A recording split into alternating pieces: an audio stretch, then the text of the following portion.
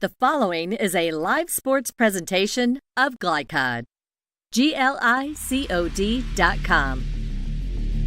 Glycod's coverage of R.J. Corman's Central Kentucky High School football starts now.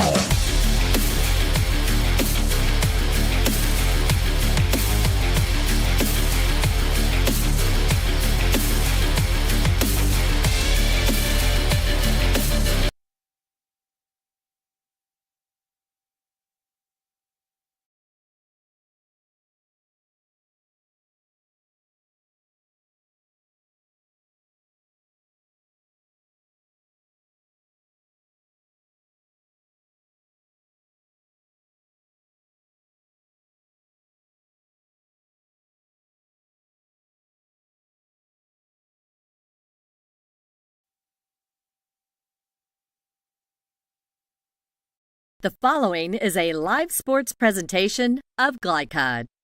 GLICOD.com. Glycod's coverage of R.J. Corman's Central Kentucky High School football starts now.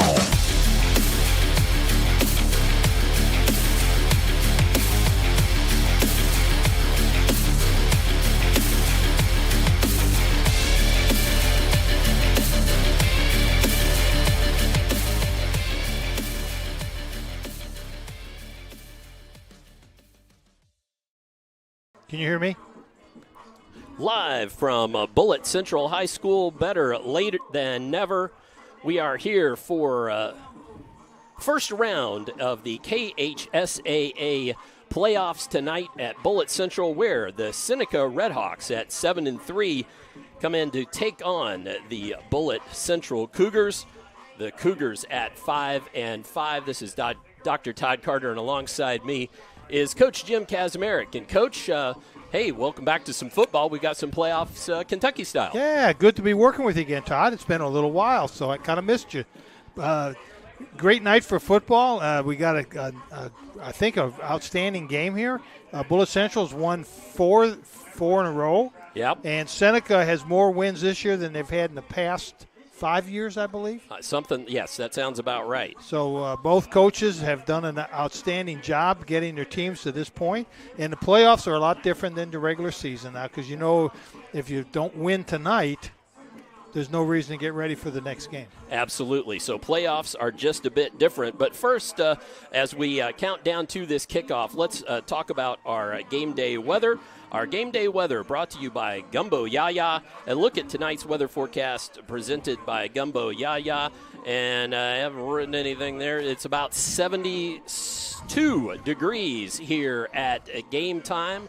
And it will cool off slightly, but it is absolutely gorgeous for the first weekend in November. So we thank Gumbo Yaya for bringing you our game day weather.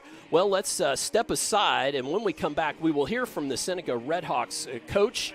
And as we count down to this kickoff, we will do a bit of an abridged countdown to the kickoff. And so likely we will hear from the head coach of these Cougars at halftime. But first, let's step away, hear from some of our awesome Glycod sponsors. And when we return, we will have the head coach of the Seneca Redhawks for you on Glycod.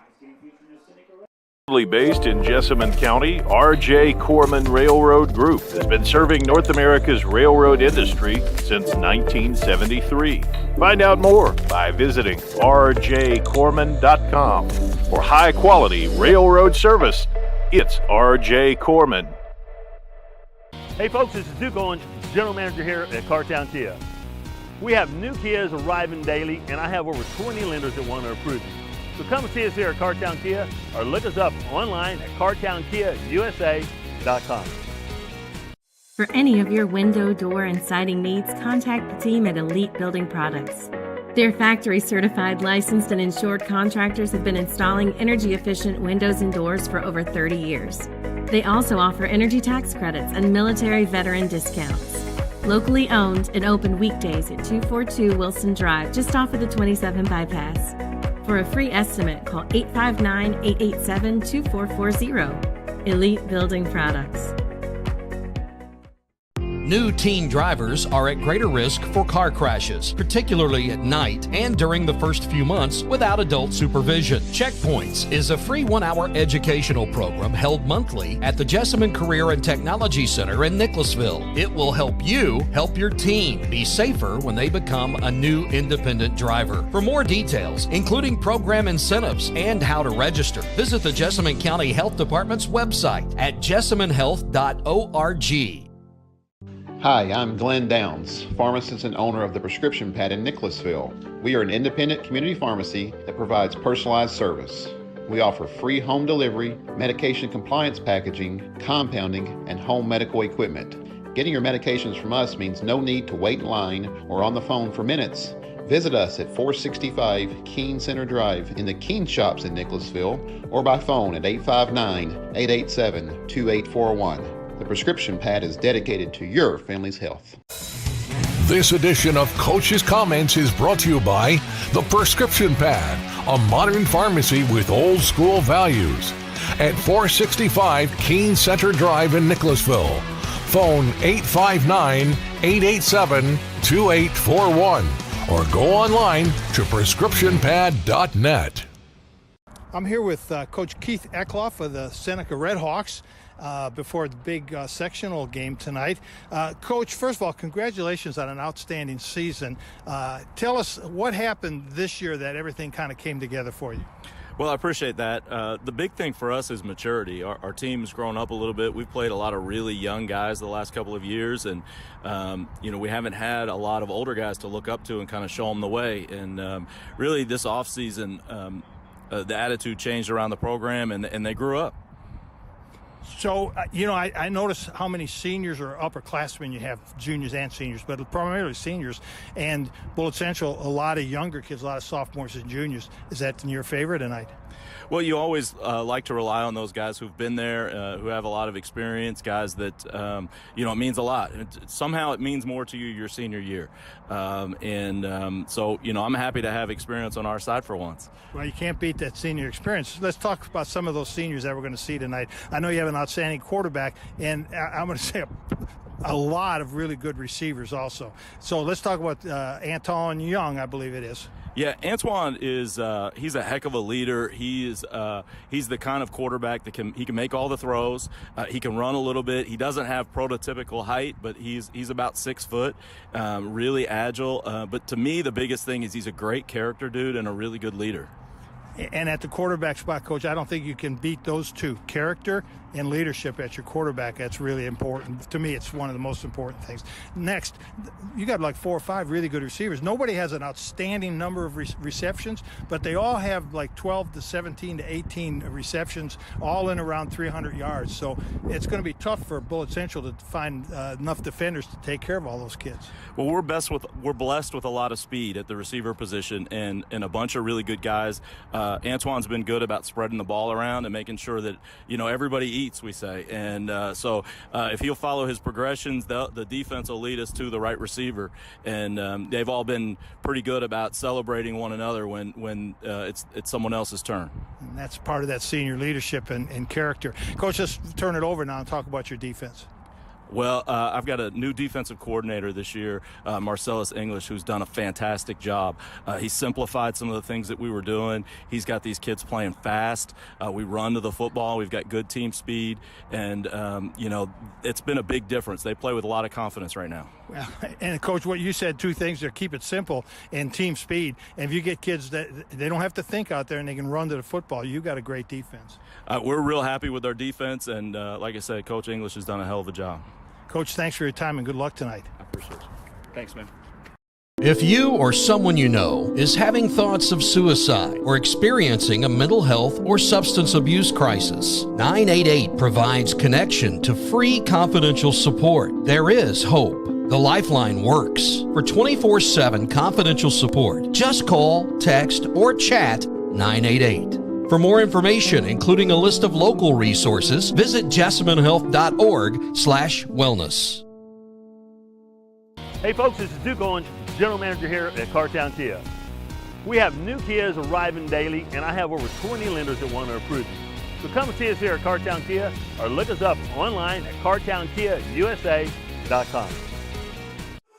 Glycon on YouTube is Kentuckiana's fastest growing high school sports video site. When you click to subscribe, don't forget to tap the bell and be notified of our upcoming live broadcasts and other unique video content. Subscribe for free now at youtube.com/Glycon. Hi, I'm Glenn Downs, pharmacist and owner of the Prescription Pad in Nicholasville. We are an independent community pharmacy that provides personalized service. We offer free home delivery, medication compliance packaging, compounding, and home medical equipment. Getting your medications from us means no need to wait in line or on the phone for minutes. Visit us at 465 Keene Center Drive in the Keene Shops in Nicholasville or by phone at 859-887-2841. The Prescription Pad is dedicated to your family's health. Donating plasma is an easy way to earn up to $600 a month as a new donor while saving lives. That's right. Every donation you make helps patients in need survive and thrive. Returning donors also see monthly bonus payouts and I Give Rewards points. Go to cslplasma.com to learn more about plasma donation. CSL Plasma. Good for you, great for life. You're watching Central Kentucky High School Football from Glycod.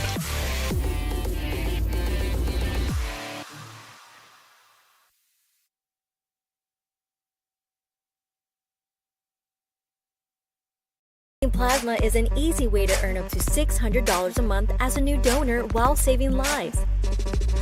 That's right.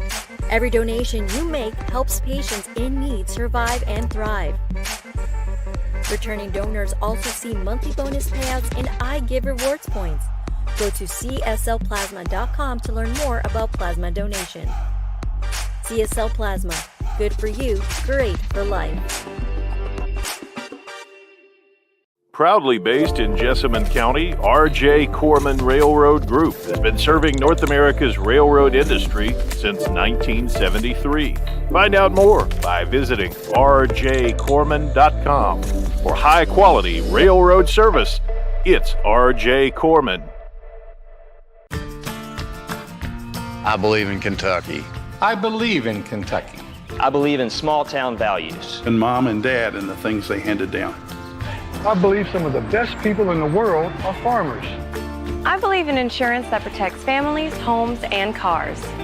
I believe in always finding a way to do what you love. I am Kentucky. I am Kentucky. I am Kentucky. New teen drivers are at greater risk for car crashes, particularly at night and during the first few months without adult supervision. Checkpoints is a free 1-hour educational program held monthly at the Jessamine Career and Technology Center in Nicholasville. It will help you help your teen be safer when they become a new independent driver. For more details, including program incentives and how to register, visit the Jessamine County Health Department's website at jessaminehealth.org. Hi, I'm Glenn Downs, pharmacist and owner of the Prescription Pad in Nicholasville. We are an independent community pharmacy that provides personalized service. We offer free home delivery, medication compliance packaging, compounding, and home medical equipment. Getting your medications from us means no need to wait in line or on the phone for minutes.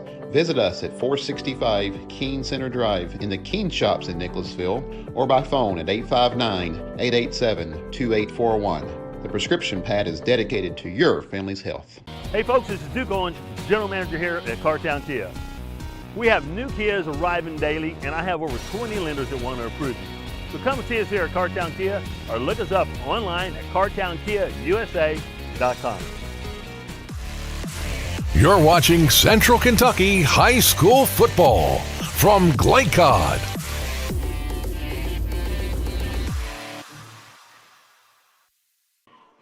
It's time for Keys to the Game here at Bullitt Central High School. Tonight's Keys to the Game presented by CSL Plasma. Become a plasma donor today and help save lives with 2 locations in Lexington. Time for Coach Kazmarek and those keys. Well, Todd, really for Seneca, the key to the game is use their athleticism, their speeds, their size, their strength, and most importantly, their experience. They're a very experienced team with a lot of seniors and a few juniors sprinkled in. So use those things to your advantage: size, strength, speed, athleticism. Most importantly, experience. For Bullitt Central needs to establish a running game early, try to win the takeaway battle, and play really, really solid pass defense. Seneca's got 4 or 5 receivers who can beat you almost on any play. So Bullitt Central's going to have to play some really, really solid pass defense, establish the run, control the ball. Don't lose the takeaway battle tonight. All right. Well, we're going to step away one more time. When we come back, we'll have playoff football for you tonight on Glycod. Folks, this is Duke Owens, General Manager here at Cartown Kia. We have new Kias arriving daily, and I have over 20 lenders that want to approve you. So come and see us here at Cartown Kia, or look us up online at cartownkiausa.com. Hi, I'm Glenn Downs, pharmacist and owner of the Prescription Pad in Nicholasville. We are an independent community pharmacy that provides personalized service. We offer free home delivery, medication compliance packaging, compounding, and home medical equipment. Getting your medications from us means no need to wait in line or on the phone for minutes.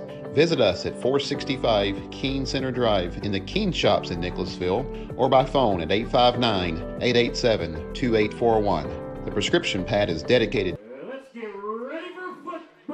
Well, folks, with the abridged pregame, I had to cut that. I'm very sorry we didn't get that open in, but we got football on the air for you here from Bullitt Central High School. Ball kicked to Bullitt Central. Nice return. And nice return. Young was the kicker on that. Ball came loose, but Bullitt Central recovered.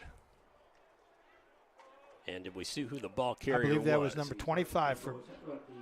That was Noah Ambergy. 32-yard line. So Coach Eckhoff was bragging about his new defensive coach and how well they've been playing defense. So this will be our first opportunity to get to see how well they're playing their defense. It's a matter of keeping it simple and letting the players run to the football. So they're playing a basic 4-2 with 3 deep. Woo. And big tackle, Sam Reeves, defensive end, starting defensive end, also plays on offense, but sacks the quarterback early. All right, we're still trying to get our clock going, folks. Camera issues here, but we'll get it figured out. We are just underway here from Bullitt Central High School. Yeah, Seneca's got, excuse me, Todd, I'm sorry, go ahead. Well, I was going to say we want to try to get you some starting lineups up, but first let's see if we can get the clock going, and we do. And so it's Isaiah Tobin is the quarterback. Handoff to Gary Settle. Settle, who comes in with 538 yards and 4 touchdowns as a senior. Yep. And Jaquaz Jackson, that's 2 tackles in a row he's made. He's a stout young man. In fact, there's 3 defensive linemen for Seneca. 71, Curtis Allen. 54, Sam Reeves. And, of course, Jaquaz Jackson. Big, strong-looking young man. We don't have height or weight on them, but they are stout.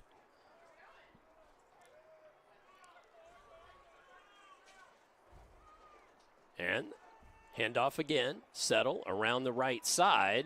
And a short gainer there. But that will bring up fourth down. Yeah, Jeremiah. With 10-11 left in the first quarter. Jeremiah Brown coming up from his secondary spot, making a nice tackle there. Settle's made a nice little cut and thought he was going to get a little more yardage than that.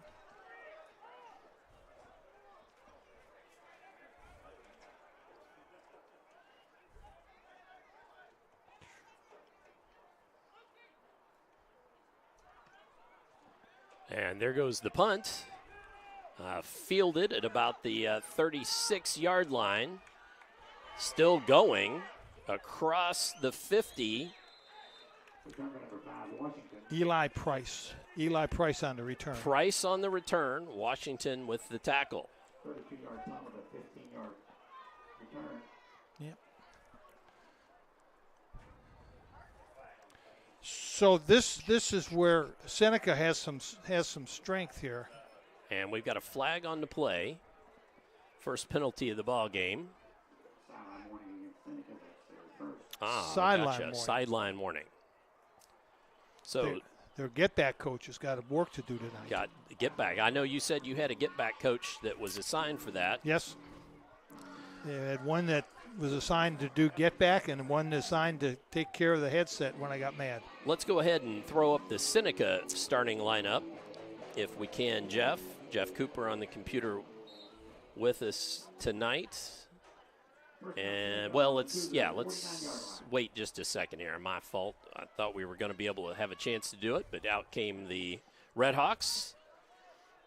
Antoine Young, the quarterback, in the shotgun, standing at the 46. Pass nice out play to the right side. It was complete to Julu, Jeffrey Julu, but for a loss. Big tackle there. All right. Nice tackle. Brian Fawcett, junior. So the number 7. I'm sorry, that was Trent Rogers on the tackle. Thank the field announcer.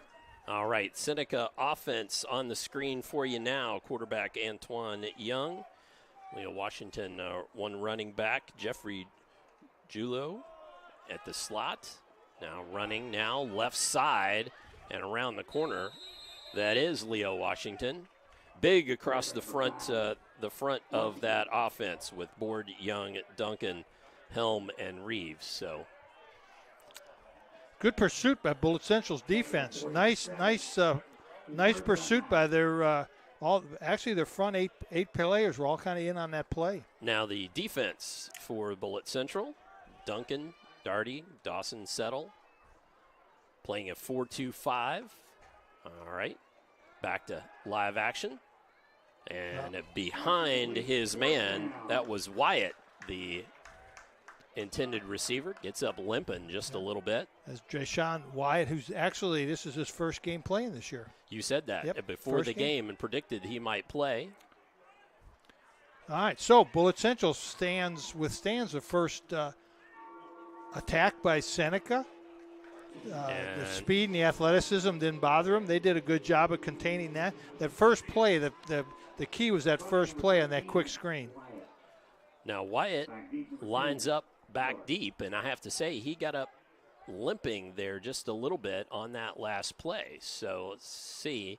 A short snap and a high kick takes a Redhawks roll down to about the 23-yard line. Well, that's something we need to watch. That snap was a little bit suspect. Yes. Now let's try to bring up the starting lineup first for Bullitt Central. Again, Isaiah Tubin, the quarterback.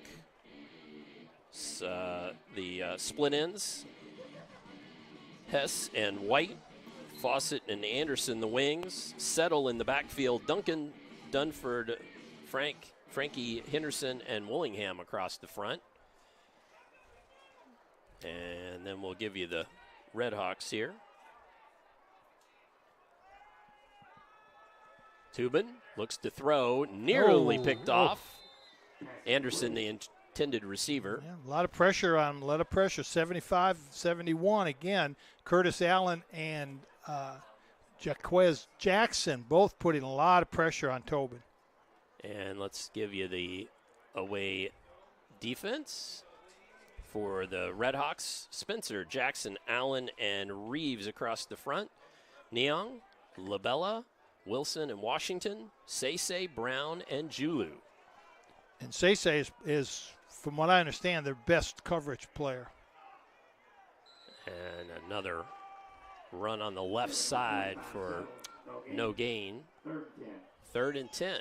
Both offenses having trouble getting on track. And tackle there was Terrence Wilson. Terrence is their leading tackler from his linebacker spot, does a really good job. Very athletic young man.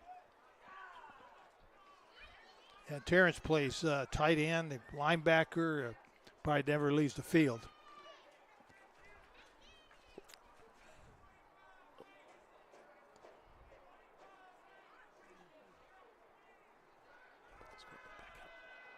All right, play off to the left side, almost intercepted. Should have been.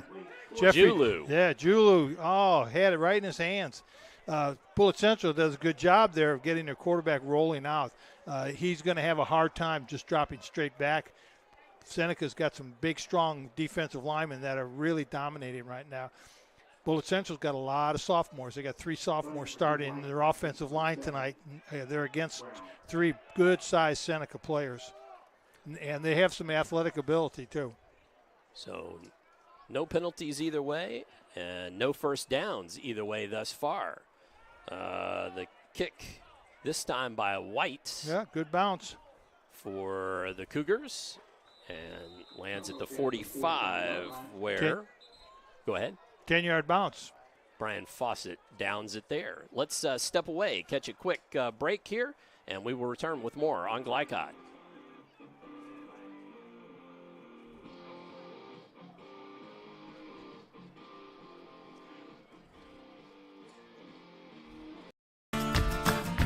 I believe in Kentucky. I believe in Kentucky.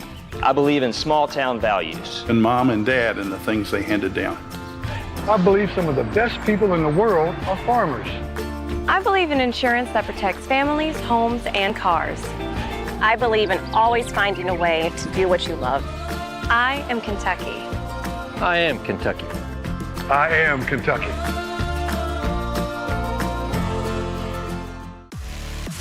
You're watching Central Kentucky High School Football from Glycod.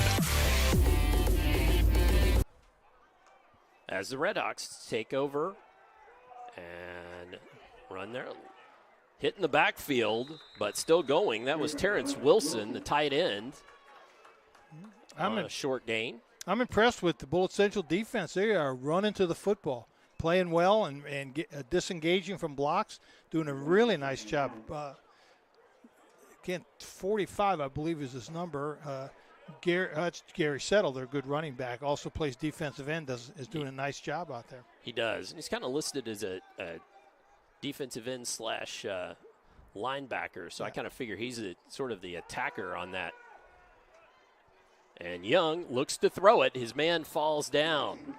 And Julu out there had a step on his man and just couldn't turn the corner and ends up going down, ball overthrown. Mm-hmm. Nice looking pass, was just overthrown. And again, both coaches kind of going to the sprint out, rollout pass. So that brings up third down. No, we've still got some storylines to get to you, folks. Mm-hmm. We'll try to do that next dead ball opportunity.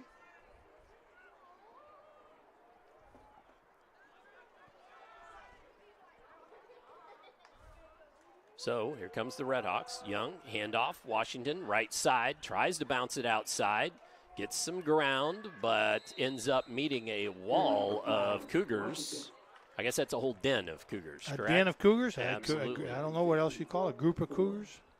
And so that brings up 4th down and 4.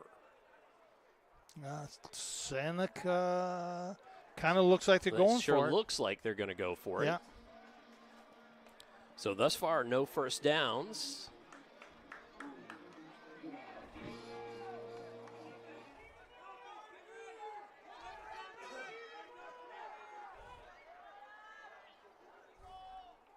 So trips left. Oh, nicely done there by the Seneca quarterback, Young. And nicely done by the Seneca line that didn't flinch and didn't move. Yep. So 5-yard penalty, and that moves the chains. And the first down from either team. Again, Seneca comes in 7-3, Cougars 5-5. And that's Washington again. He stretches the ball out, but just barely gets back to the line of scrimmage. Let's see what kind of gain they give him. They really don't give him much of one at all. No gain. Yeah, Bullitt Central doing a nice job. Yeah, penetrating, doing a lot of nice penetration there. Seneca's offensive line's got to tighten up a little bit, tighten up some of those gaps, because it looks like Bullitt Central's shooting those gaps pretty well.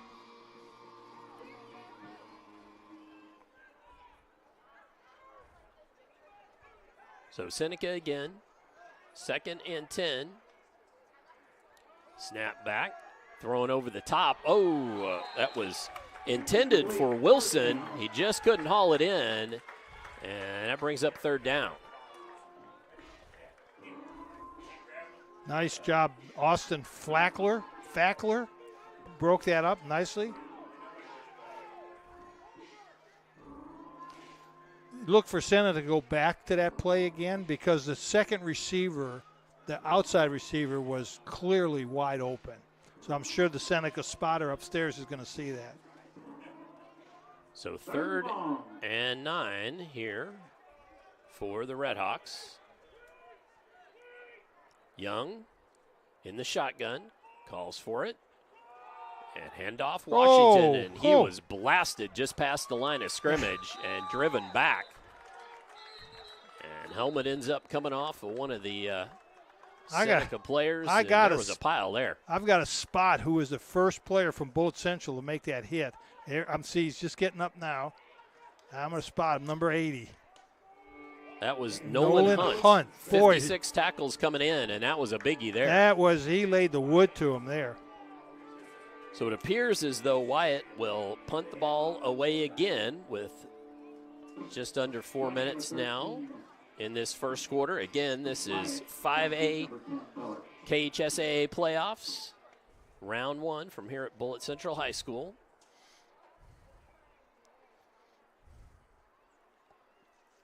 And Wyatt. Oh, nice kick. Much better punt this time. Fielded at the 16.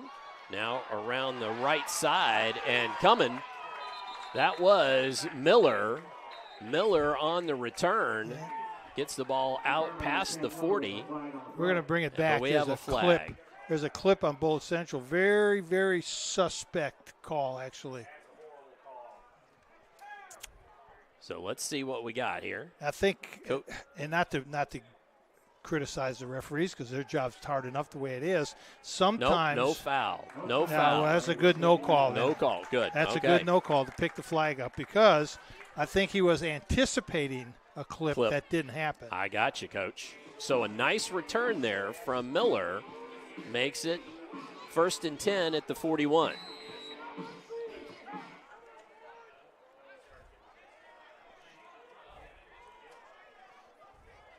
So, run play again, settle, and Curtis Allen. He's a beast in there.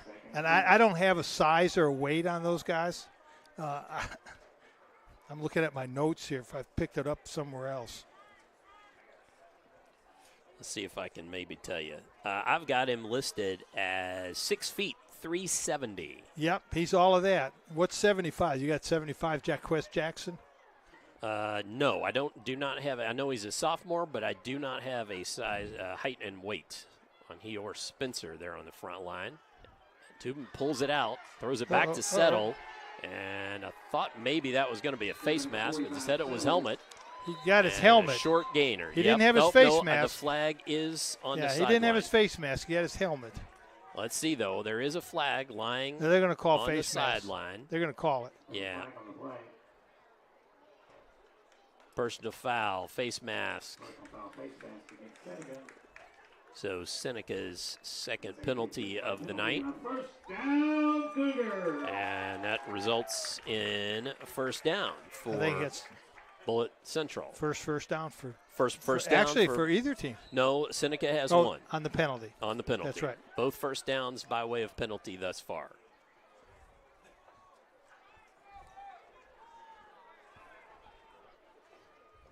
Tubin, handoff inside Anderson there on the left side, and a little misdirection worked well for Bullitt Central for about a 7-yard gain. And that's, maybe 6. You know, that's something else Bullitt Central can look for is more of that misdirection because of the strength of the defensive line for Seneca. The misdirection will get those players, those big players, out of position. We're going to call that a 5-yard gain, so it's 2nd and 5. And Tubin this time on the quarterback keeper falls forward. Josh LaBella on the tackle from his linebacker spot. And it's going to bring up 3rd and about 4. 3rd and 4. Look for that misdirection play again. They got some good yardage off of that. Let's see if they come back to it. So Tobin, I need to make sure and pronounce that correctly. Tobin was settled back there with him, passing down, throws it across the middle, in and out of the hands of Tyler White, the split end. Pass incomplete. 4th down. I thought he might go for it. I thought Coach might go for it. Coach Clark has done this a long time. He's been an assistant for a long, long time here at Bullitt Central for 15, 18 years before having the opportunity to be the head coach. I thought he might go for it. Choosing instead to punt the ball away. Oop. And that one was more up. Oops. And down. That was Gabe Duncan. Coach, you were sweating that, weren't you? Well, I thought, looking back, Coach Clark probably thought maybe I should have gone for it. Yeah. That was a 6-yard punt. All right, let's go ahead and get our storylines up. Storylines brought to you by Kentucky Farm Bureau agents Sean Atkinson and Kyle Rowe. A couple of them you had for me, Coach. Playoff preparation is different when you are in the playoffs. Right. And first playoff appearance for both coaches. Well, both coaches in both teams, so it's some little added nervousness, a little more trepidation on both teams' part. The other part of their preparation is I'm not worried about next week. I'm going to get my players out here. We're going to play as hard as we can. Whatever happens, happens. Can't worry about next week. So handoff, and around the right side goes Shane White.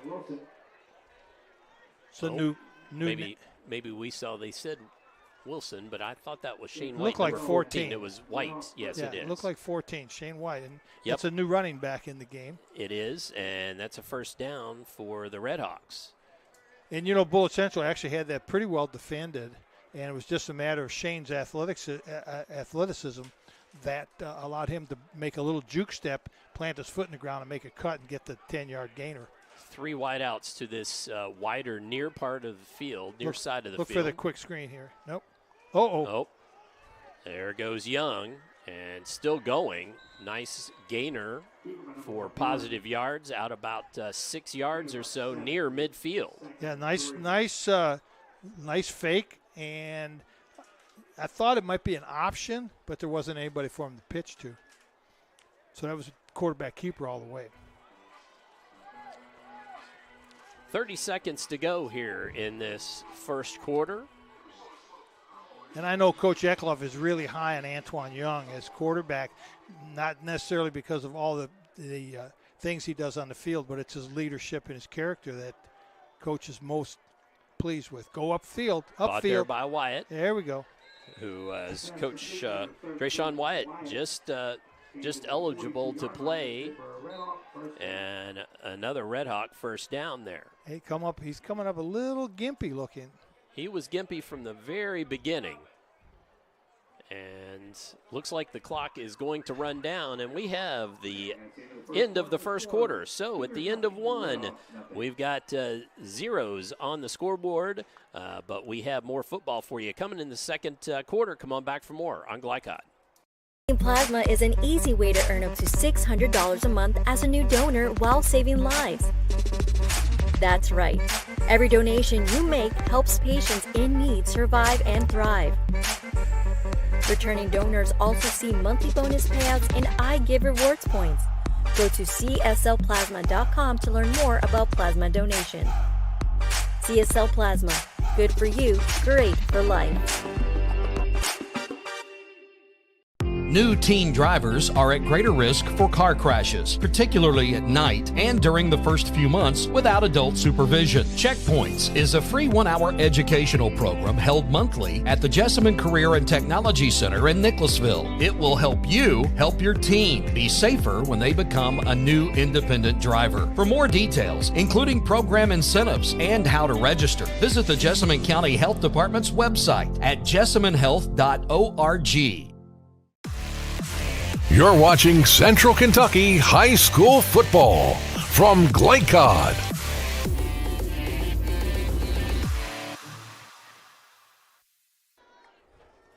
From Bullitt Central High School, as we begin the second quarter, handoff there again for White. And a nice gainer. Should tell you who we are. Brad Carter alongside me. Coach Jim Kazmarek, our analyst for this evening's ball game.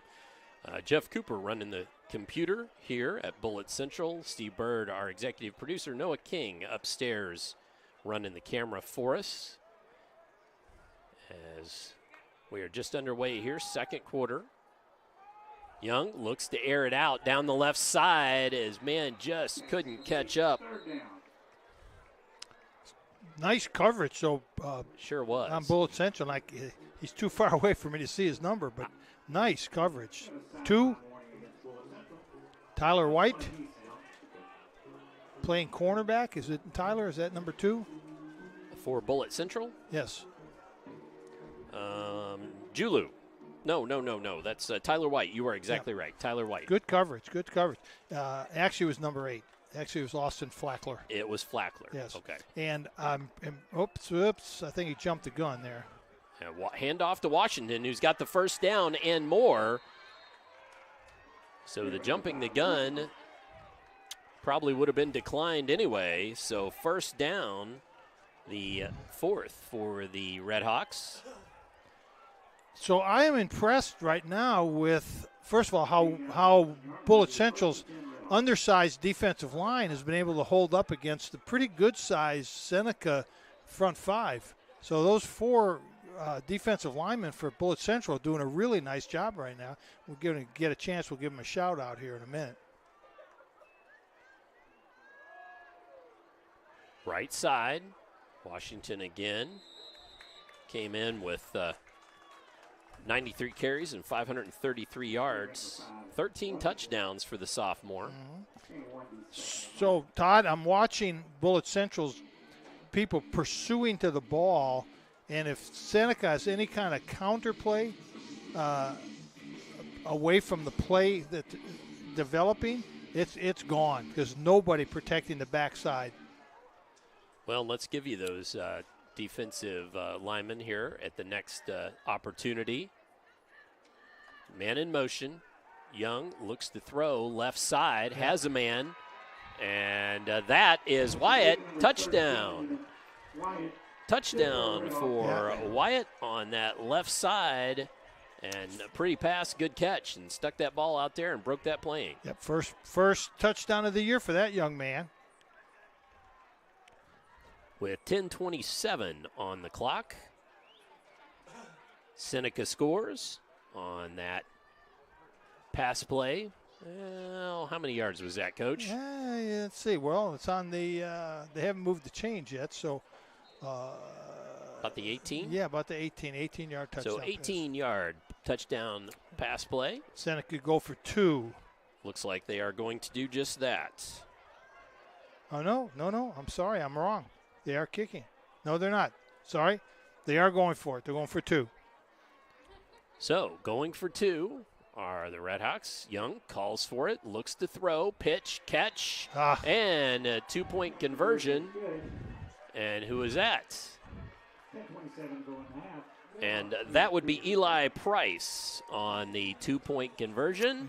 Another one of those really good receivers that Seneca has. There's so many of them, 4 or 5 people that he can, Antoine Young can throw the ball to. Now, Bullitt Central's corner gave up the inside pass play, which on the goal line is the easiest pass to complete is the quick slant, the skinny post, whatever you want to call it. That's the easiest one to complete. That's the one you want to take away. If you're going to do anything, you're going to have to throw it over your head to the corner of the end zone. Make them throw the fade pass. Don't let them have the easy slant in.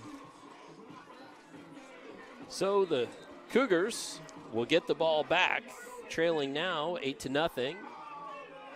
So after an even zeros on the scoreboard in the first quarter, Seneca strikes first. And let's see who we've got back.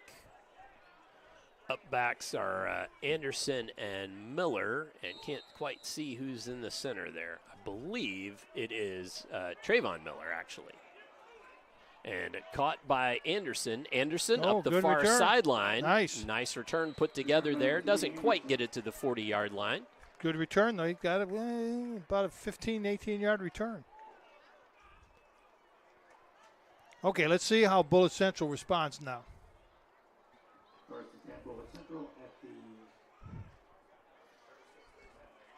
Important for Bullitt Central to make a nice response here. Good drive. Absolutely. Control the ball, get several first downs, give some of those defensive players a little bit of a rest. So 1st and 10 from the 38-yard line. Looks like Seneca is going. And we got flags all over the place here. I don't know who moved. Could have been a Bullitt Central player flinched, but I did see a Seneca lineman move I was also. thinking maybe it was an illegal shift. Or I don't know. Let's see. There's probably going to be offside on Seneca. Nope. Yep. Yeah, thought so. Sure enough. Yep. Offside Seneca. So third penalty makes it 1st and 5 for the Cougars.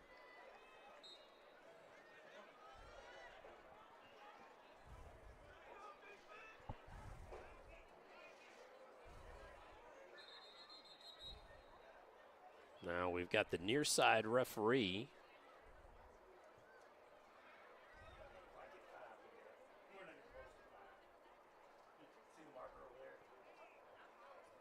Okay, I'm sorry. That was just a point of order there. The down marker was not lined up on the ball properly.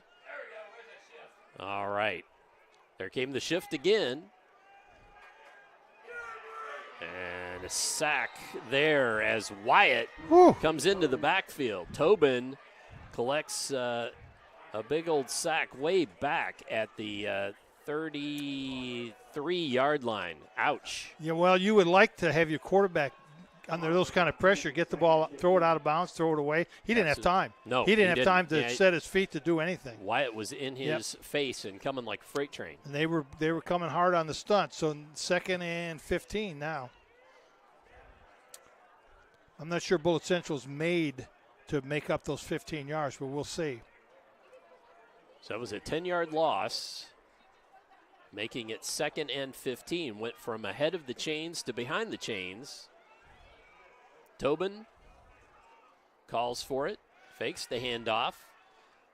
Pitch, but couldn't be brought in by Anderson. That was a nice pass by Tobin, though. That was a nice pass, and he's under duress almost all of his passes. He's got somebody coming at him, somebody in his face. I believe if they can get him rolling out again, try to get him moving and get away from this rush, he's going to be better off. So let's see what kind of play comes in with Jacob Hess. Hess will come to the near sideline. 2 wideouts, and then a man in motion. And a flag comes in. Caught, and right back to about the 38-yard line. Yeah, Terrence Wilson on the tackle, and I think they were illegal shift on Bullitt Central. A lot of people moving around on Bullitt Central's play that time. We'll see.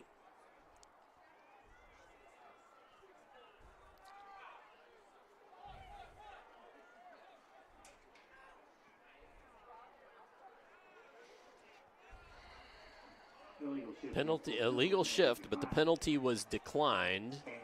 Result of the play was a 5-yard gain, but that makes it 4th and 10. So Bullitt Central will be forced to punt the ball away. I believe that's Tyler White back there. Low snap and takes a Bullitt Central roll down to the 38. Let's take this opportunity to step away, take a quick break. When we return, 9 minutes left in this first half on Glycod. For any of your window, door, and siding needs, contact the team at Elite Building Products. Their factory-certified, licensed, and insured contractors have been installing energy-efficient windows and doors for over 30 years. They also offer energy tax credits and military veteran discounts. Locally owned and open weekdays at 242 Wilson Drive, just off of the 27 bypass. For a free estimate, call 859-887-2440. Elite Building Products. You're watching Central Kentucky High School Football from Glycod.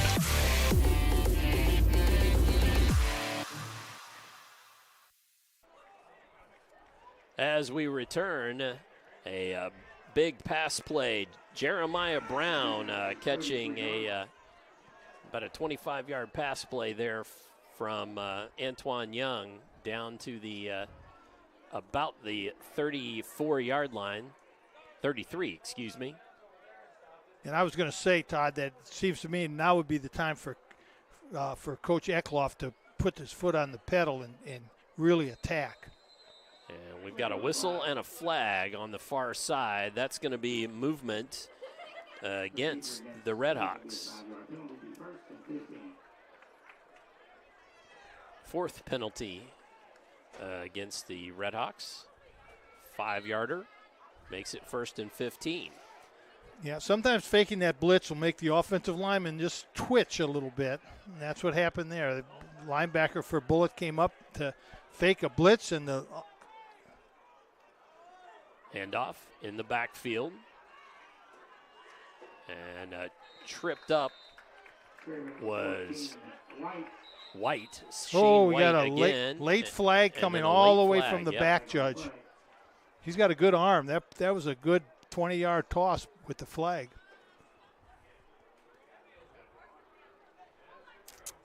So Shane White with a good carry there, but let's see if that is wiped off. No.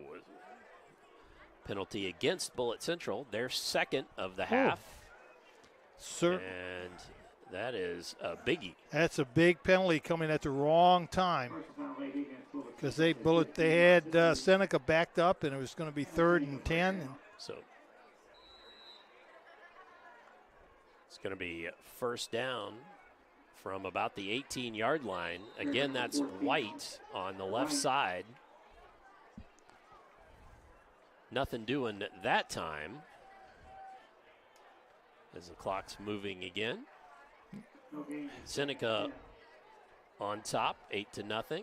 And again, I don't want to harp on it, but anything that's a fake one way with a reverse, a counter, a bootleg, something coming back the other direction will be wide open because Bullitt Central's really selling out, going to the ball. So Young, shotgun. Here comes a little pressure up over the top and caught for touchdown. A touchdown to Jeffrey Julu. Another one of those talented receivers. It wasn't a tricky pattern, Todd. He just ran down the field, beat the safety for Bullitt Central, and Young just threw the ball up in the air.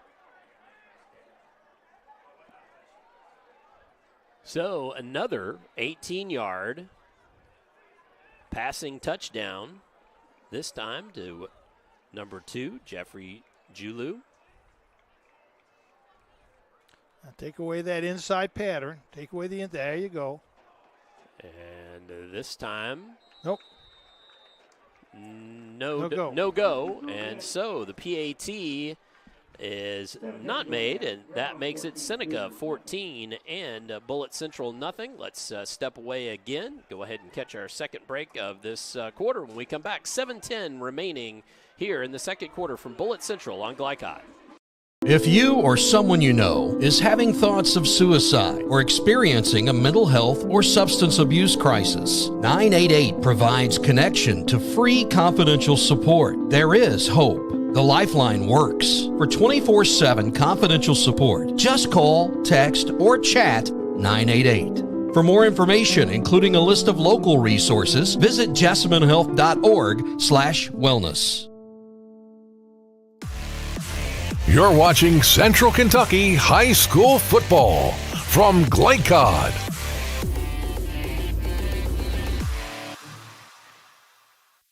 To nothing our score here as Seneca on top of Bullitt Central. Let's show you that replay again here quickly before the kickoff comes. And yep. Just the an athletic pass to an athletic player. Neong puts the foot to it. That's nice Miller kick. Back deep. Catches that deep in Bullitt Central territory, but a nice run back out to near the 30-yard line. See where the final spot is, but it's going to be about the 28 or so. Okay. So now let's see what Cougars need to dial up something here. See what the Cougars can put on the board. Yeah, here. A couple first downs. We talked about the last series. A couple first downs and move the chains and don't give up the ball too soon. Seneca's found some things that are working, and you don't want them to have the ball. 5 first downs for Seneca by my count, and 1 for the Cougars. Handoff, settle, left side. Thought better of it, dove inside, and ended up being just a very short gainer there, about a yard, 2nd and 9. Yeah, Terrence Wilson from that outside linebacker spot, he does a really nice job of reading the offensive play and stepping up into the hole. But I'll tell you, those 3 big young men that Seneca has on that defensive line really make it easy for linebackers because they keep the blockers off of the linebackers so the linebackers can read the plays and step up and make the tackles.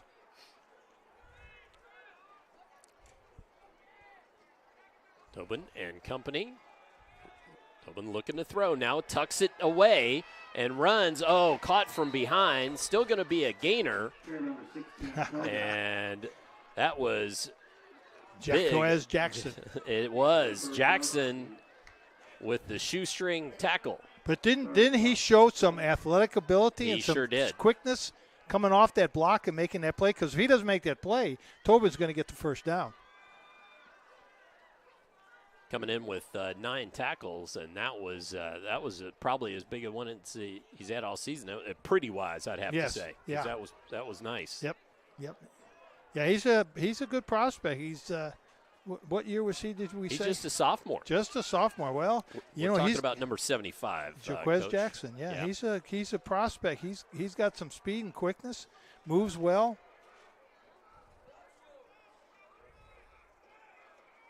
Man in motion there. Settle. And a penalty flag. Yeah, Bullitt moved. Movement. Yep. Left tackle. A little anxious. 3rd penalty of the half.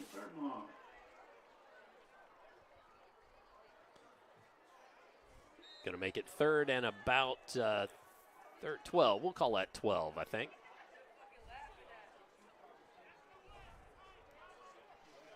As we little inside football broadcasting for you here, folks. We had a reason we were on there late. We had a camera go down. Usually we keep a camera on the clock. We're making Jeff Cooper earn his keep tonight. We're working on that. More pressure. More pressure.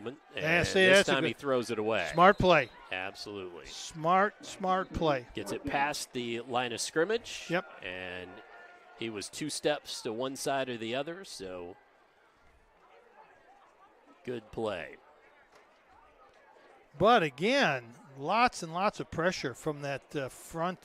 And that time Seneca did bring the house. It looks like they brought 7. Uh-oh, we got a penalty? What do we have a penalty for? I'm not sure, but there was a penalty. I didn't see the flag go down. That's the 5th penalty against the... Did anybody see a referee signal on that penalty? So it's a secret penalty.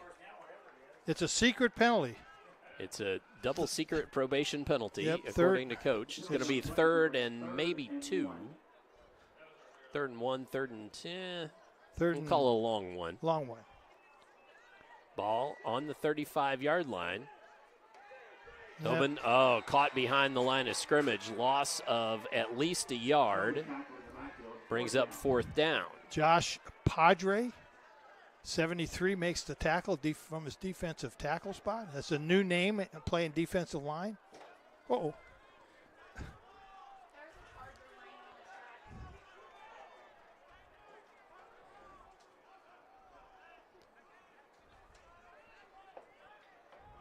All right, so Bullitt Central going to punt the ball away. Low snap again.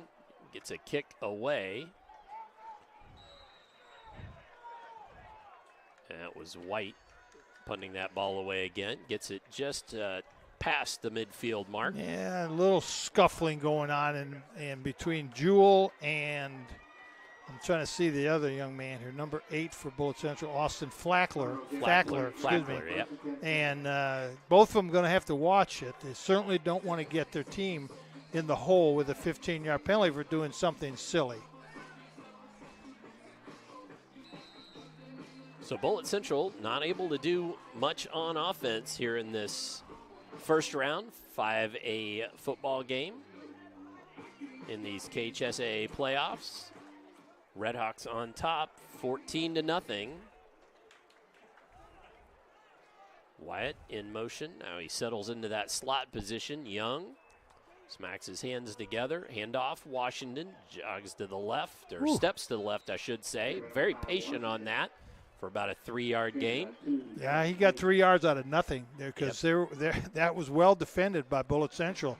Again, we want to try to, if we can get those defensive linemen, they're really doing a good job. They're undersized and fighting hard in there. So it's 2nd and 7. 65. Kyle Seho, he's a freshman.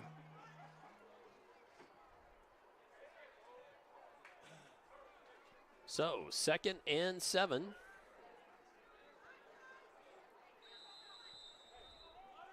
Just tell everybody that coming up at halftime, we will have the scoreboard ticker running for you in the Citizens National Bank halftime and the Citizens National Bank halftime numbers. We'll come up with some numbers for you. We've got a timeout on the field, so let's take a timeout ourselves. Why don't we step away when we come back?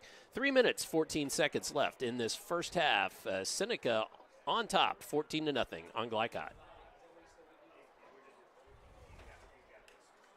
Based in Jessamine County, R.J. Corman Railroad Group has been serving North America's railroad industry since 1973. Find out more by visiting rjcorman.com. For high-quality railroad service, it's R.J. Corman. You're watching Central Kentucky High School Football from Glycod.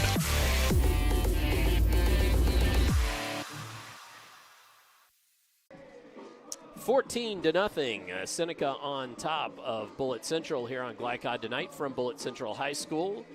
Todd Carter, Jim Kazmarek on the call for you.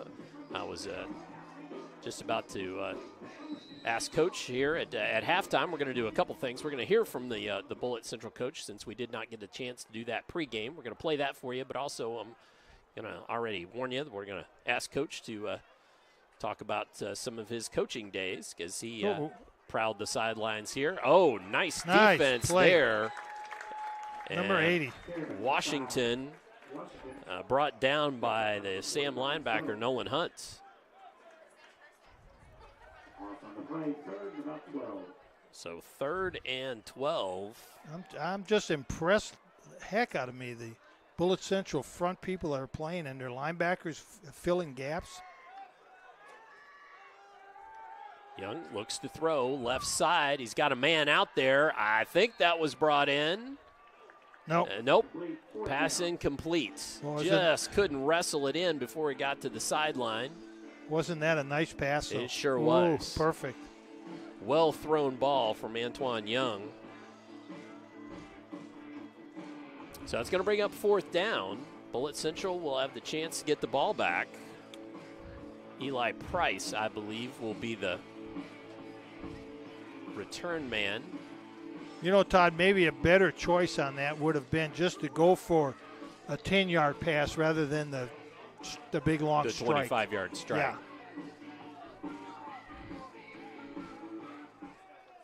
So clock stopped with 2:38 as Wyatt looks to punt it away again. Puts a boot into it. And it takes a Red Hawks bounce down all the way to the 10-yard line. You know, Todd, those punts for either team are not very pretty, but they're effective. Yep, yeah, absolutely. They are effective. So I guess you don't get style points. All they care about is yardage.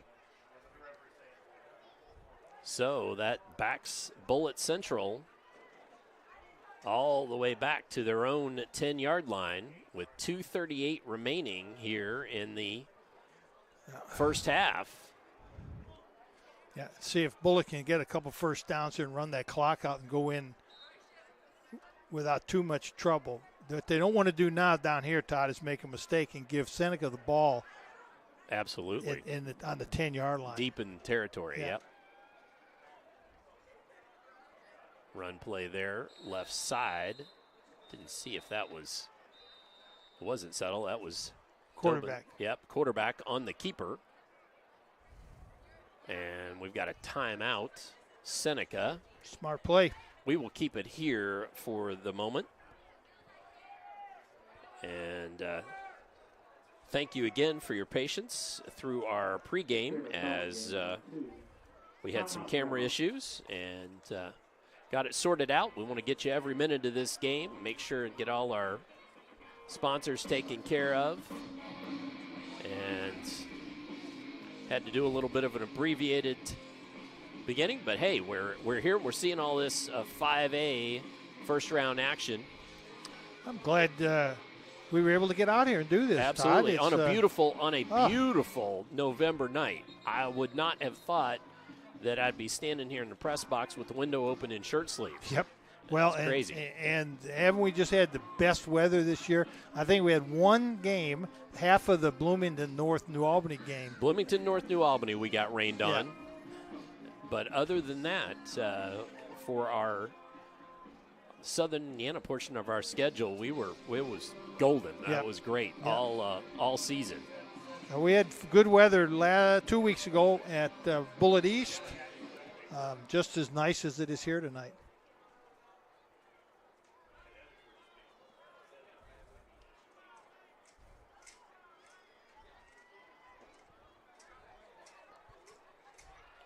And ball thrown left-hand side. And not able to bring it in was Anderson. Yeah, I got to catch it and then run.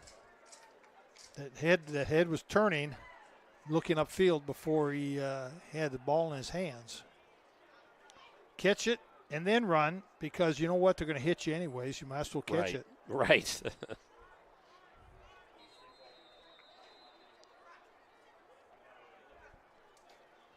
Bullitt Central called timeout. Bullitt Central called a timeout with 2:22 left. And the clock had already been stopped because of the incomplete pass.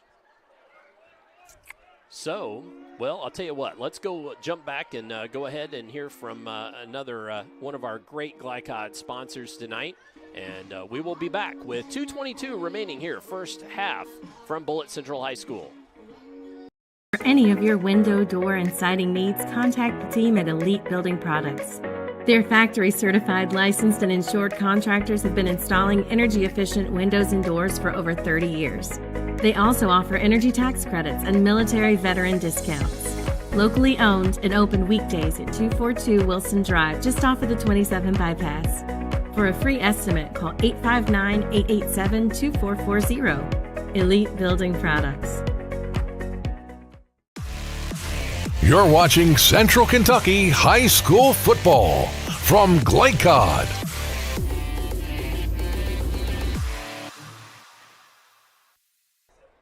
Two minutes, 22 seconds remaining here in this first half. A 3rd and 9 play for Bullitt Central. Isaiah Tobin calls for it, looks to throw, left side, flush from the pocket, throws it, and caught. No, dropped by Anderson. Had it in his hands, and it slipped away.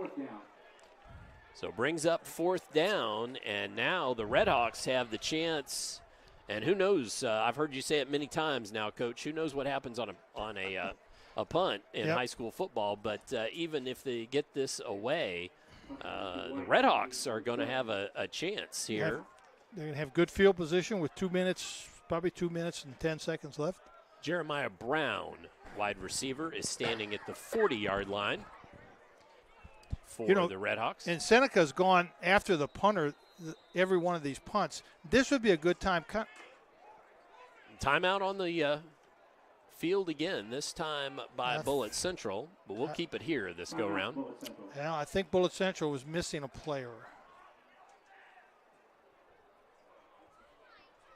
So each team with one timeout remaining.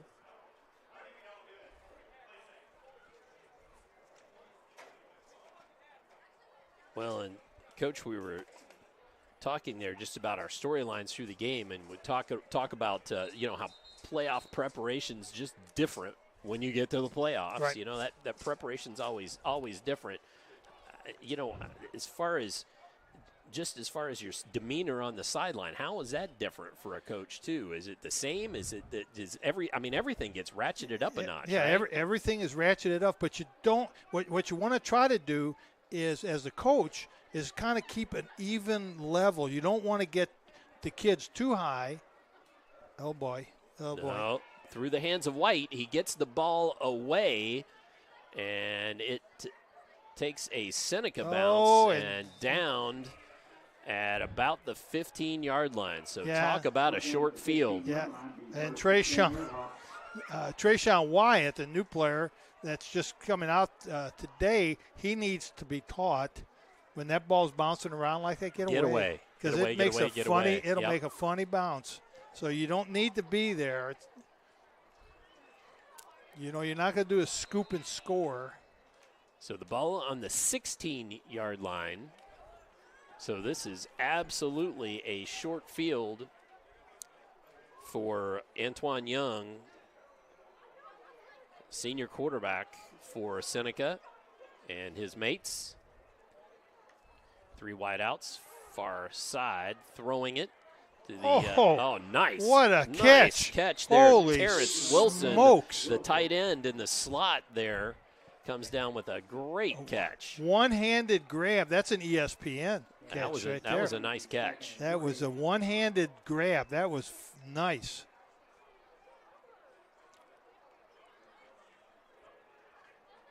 Young calls for it, throws left side. I believe that's Price out there trying to dance towards the end zone, and he did. Boy, he made some nice moves after catching the ball. 10-yard touchdown pass, Young to Eli Price. And what we said Bullitt Central couldn't afford to happen, happened. So 3 touchdown passes from Antoine Young. That brings him to 20 on the season. Now the 2-point conversion, that was dropped. So 2-point conversion, no good. That's the exact thing that the young man from Bullitt Central, Mike Anderson, happened the last series with Bullitt Central. Is you really catch the ball, secure the ball, then run. So 1 minute and 30 seconds left here. We will just keep it here as the Seneca Redhawks now on top. 3 touchdowns minus a point. as Antoine Young, 57% passer on the season, came in tonight with just over 1,600 yards and 17 TDs, and again, thrown 3 in this first half, bring his total to 20. So the young man's having a nice season. Yes, he is. He's got, he's a senior. He's been doing this for 4 years. He really looks good. He's got a good form. He's got good footwork. There's a lot of things he's doing that you would really want your quarterback to do. Again, the most important thing is what Coach talked about, character and leadership. Absolutely. Ooh, nice kick. Young. Wow. Knocks it right on through the end zone, so Bullitt Central will bring the ball out on the touchback. Kadim Niang. I hope we're pronouncing that yes, correctly. Well, according to executive producer Steve Burr, all right. I hope that is correct. Well, Steve knows. Niang. Steve knows. And so his leg is getting stronger and stronger as the game goes on. Yeah. That was a nice boot. He likes kicking off, which is good for Seneca.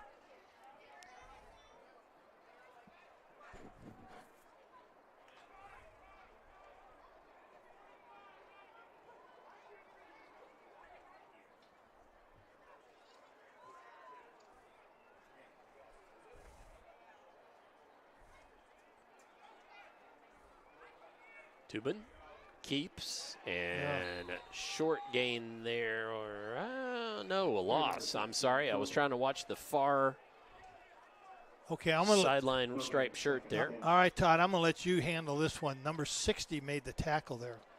I want to let you handle this one. Number 60, Irang Baye. Nope, Irang Bly. Irang Bly.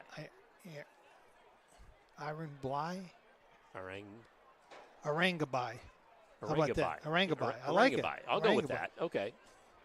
Nice tackle by Mr. Arangabai. Another one of those players that Seneca's bringing off the bench. That's a beast. There's a big guy, stout. Tubin looks to throw and just ends up throwing that one away. Yeah, well, he had a was guy under right duress. in his face. Absolutely. He was. Going to bring up third down. And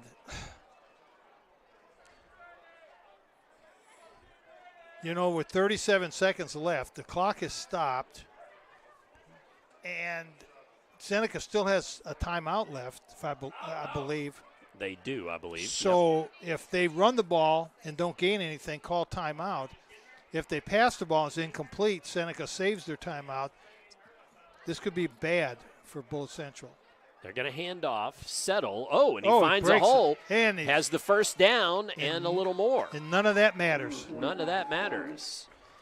As I have that as just the second first down for the Cougars in this first half. But that came at an opportune time. It did. It keeps the clock running, so I believe, I don't know if the Cougars will try to run a play or not. Guess they might want to try one. Looks like they're going to go for it. Tubin and company. 5 seconds. Handoff, settle, and he is met and brought down. So that will do it for our first half of action at the end of a half. The Seneca Redhawks have 20, and the Bullitt Central Cougars have nothing. Come on back. We'll have halftime numbers, halftime show for you here on Glycod. Based in Jessamine County, R.J. Corman Railroad Group has been serving North America's railroad industry since 1973. Find out more by visiting rjcorman.com. For high-quality railroad service, it's R.J. Corman. Hi, I'm Glenn Downs, pharmacist and owner of the Prescription Pad in Nicholasville. We are an independent community pharmacy that provides personalized service. We offer free home delivery, medication compliance packaging, compounding, and home medical equipment. Getting your medications from us means no need to wait in line or on the phone for minutes. Visit us at 465 Keene Center Drive in the Keene Shops in Nicholasville or by phone at 859-887-2841. The Prescription Pad is dedicated to your family's health. Hey folks, this is Duke Owens, General Manager here at Cartown Kia. We have new Kias arriving daily, and I have over 20 lenders that want to approve you. So come and see us here at Cartown Kia or look us up online at cartownkiausa.com. I believe in Kentucky. I believe in Kentucky. I believe in small town values. And mom and dad and the things they handed down. I believe some of the best people in the world are farmers. I believe in insurance that protects families, homes, and cars. I believe in always finding a way to do what you love. I am Kentucky. I am Kentucky. I am Kentucky. Glycod on YouTube is Kentuckiana's fastest growing high school sports video site. When you click to subscribe, don't forget to tap the bell and be notified of our upcoming live broadcasts and other unique video content. Subscribe for free now at youtube.com/Glycod. New teen drivers are at greater risk for car crashes, particularly at night and during the first few months without adult supervision. Checkpoints is a free 1-hour educational program held monthly at the Jessamine Career and Technology Center in Nicholasville. It will help you help your teen be safer when they become a new independent driver. For more details, including program incentives and how to register, visit the Jessamine County Health Department's website at jessaminehealth.org. Tonight's halftime report is brought to you by the Jessamine County Health Department. Find out how they protect, promote, and improve the health and wellness of our community. Visit jessaminehealth.org. Halftime on Glycod from here at Bullitt Central High School. Back at you with Coach Jim Kazmarek. I'm Dr. Todd Carter, Jeff Cooper running our computer, and Noah King on our camera for tonight's action. Let's take a look at some halftime numbers. Tonight's halftime numbers presented by Citizens National Bank. Moving forward together, visit Joe Wilder, area president, for all your lending needs. Citizen National Bank. Well, first bit of halftime numbers is that halftime score, 20-0, as it's been all Seneca. After both teams just really couldn't get much of anything going in the first quarter. Seneca scores 3 times. I'll go over that scoring in a moment. Other numbers, 5 penalties going against the Red Hawks, 3 against the Bullitt Central Cougars. Just 2 first downs, including one that came there very late, just with about 30 seconds left in that first half for Bullitt Central. 5 first downs for the Red Hawks. No turnovers by either team, and of course that's always important in playoff football. Can't turn the ball over. Well, and you know, we talked about takeaways. Seneca, I think, is +5 on the takeaways. I think Bullitt Central was -4 on takeaways. So Bullitt Central's doing a good job of taking care of the ball. They just need to get some things going. That last offensive play where they got the first down was really an important play, because if they don't do that, and you know, we went through that whole scenario, what would happen or what could have happened. Right. So they need to build on that one particular play right there. Absolutely. Let's go over the scoring quickly. Feel free to chime in anytime you'd like, Coach. Second quarter, 10 minutes, 27 seconds left. Seneca scores on a passing play from Antoine Young to Drayshawn Wyatt from 18 yards out. Price with the 2-point conversion makes it 8-0. Then Seneca scores again. 7 minutes, 10 seconds left. Passing play, Young again. This time to Jeffrey Julu from 18 yards out. 2-point conversion, no good, making it 14-0. With 1 minute and 30 seconds remaining, Seneca scores third time of the half on a pass play. Young to Eli Price from 10 yards out. Again, the 2-point conversion was not good. And that gives us our halftime score of 20-0. Well, let's. First, I want to bring your attention to the Interstate Batteries ticker running there at the bottom of the screen. Executive producer Steve Bird getting us our scores from around the area, and Jeff Cooper ably getting them headed into the computer. But let's step away and take a brief break. When we come back, We'll talk a little bit more about this first half and maybe even hear a story from Coach from his Bullitt Central days. So come on back for more here on Glycod. If you or someone you know is having thoughts of suicide or experiencing a mental health or substance abuse crisis, 988 provides connection to free confidential support. There is hope. The Lifeline works. For 24/7 confidential support, just call, text, or chat 988. For more information, including a list of local resources, visit jessamynhealth.org/wellness. For any of your window, door, and siding needs, contact the team at Elite Building Products. Their factory-certified, licensed, and insured contractors have been installing energy-efficient windows and doors for over 30 years. They also offer energy tax credits and military veteran discounts. Locally owned and open weekdays at 242 Wilson Drive, just off of the 27 bypass. For a free estimate, call 859-887-2440. Elite Building Products. Donating plasma is an easy way to earn up to $600 a month as a new donor while saving lives. That's right. Every donation you make helps patients in need survive and thrive. Returning donors also see monthly bonus payouts and I Give Rewards points. Go to cslplasma.com to learn more about plasma donation. CSL Plasma. Good for you, great for life. Hi, I'm Glenn Downs, pharmacist and owner of the Prescription Pad in Nicholasville. We are an independent community pharmacy that provides personalized service. We offer free home delivery, medication compliance packaging, compounding, and home medical equipment. Getting your medications from us means no need to wait in line or on the phone for minutes. Visit us at 465 Keene Center Drive in the Keene Shops in Nicholasville or by phone at 859-887-2841. The Prescription Pad is dedicated to your family's health.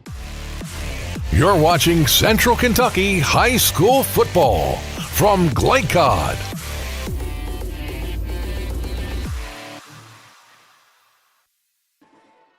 Well, and I promised a story from our coach, Jim Kazmarek, but you know what? We didn't get the chance because of our abridged pregame to hear from head coach Clark of the Bullitt Central Cougars. So let's hear from him now with Coach Kaz before the game.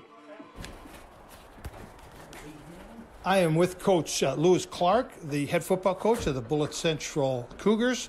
Coach, thanks for taking a few minutes for the game. I know it's a big game for you. Coach, you've been doing this job as an assistant football coach and a head football coach for a long time. I won't go into how many years, but it's been several years.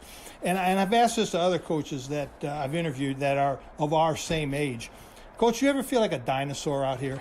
Every once in a while you do. Every once in a while. When you're in a room full of coaches and you're always the oldest guy in the room, sometimes you get some strange looks, like they're not really sure you know what you're talking about. So you get that every once in a while, yeah.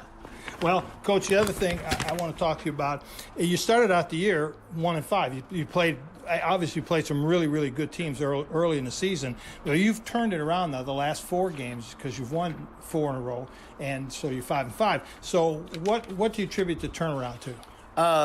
Hard work. The kids really put in the hard work, and the idea that we hung in there, we made some adjustments. We started adjusting to the talent we had.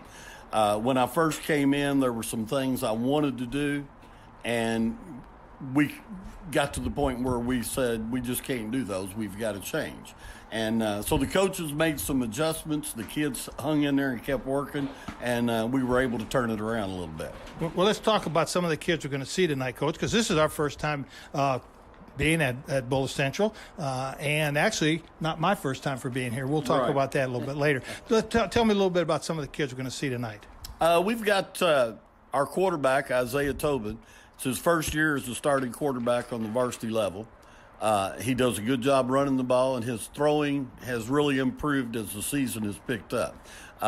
He makes pretty good decisions most of the time and really improved. Gary Settles, number 45, who's the starting running back, and he also starts a defensive end for us.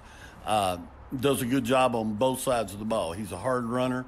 Last year they had him at tight end, and when I came in, I looked at him and said, why do I want to throw it to him if I can hand it to him? And we moved him into the backfield. So those are two of the guys. Gabe Duncan starts on offensive tackle and defensive end, and actually is one of the better linemen that I've worked with since I've been here, since I've been at this school.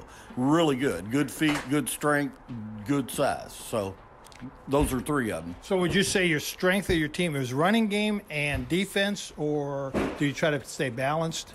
Well, right now the strength of the team is running game and defense, primarily because it's been a little difficult implementing a pass game because we have so many young receivers and young and or inexperienced receivers. So we've gotten a little better. The efficiency of the passing game has picked up. Part of that has to do, though, that we've cut back with the number of passes. So some of the efficiency is a result of maybe some play action passing also? Correct. We've gone a little more play action and moved the quarterback around a little bit, and they've got to be aware of where he goes because he is capable of running the ball. So you're playing, Coach, you're playing a very good Seneca team. They've done well this year. Got some good-looking athletes on their squad. What do you look forward to playing Seneca tonight? So what are some of the things you need to do to stop Seneca? We need to, well, that was one of the things I was talking about as you came in with my defensive backs. We have to be able to play good pass defense. Their quarterback is pretty good, very athletic, but he throws to some very athletic people. And their biggest danger for us are what we call the key screens. They'll throw those little bubble screens, flat screens. They get those kids the ball in space. And that'll create problems for just about anybody. Coach, I mentioned this earlier.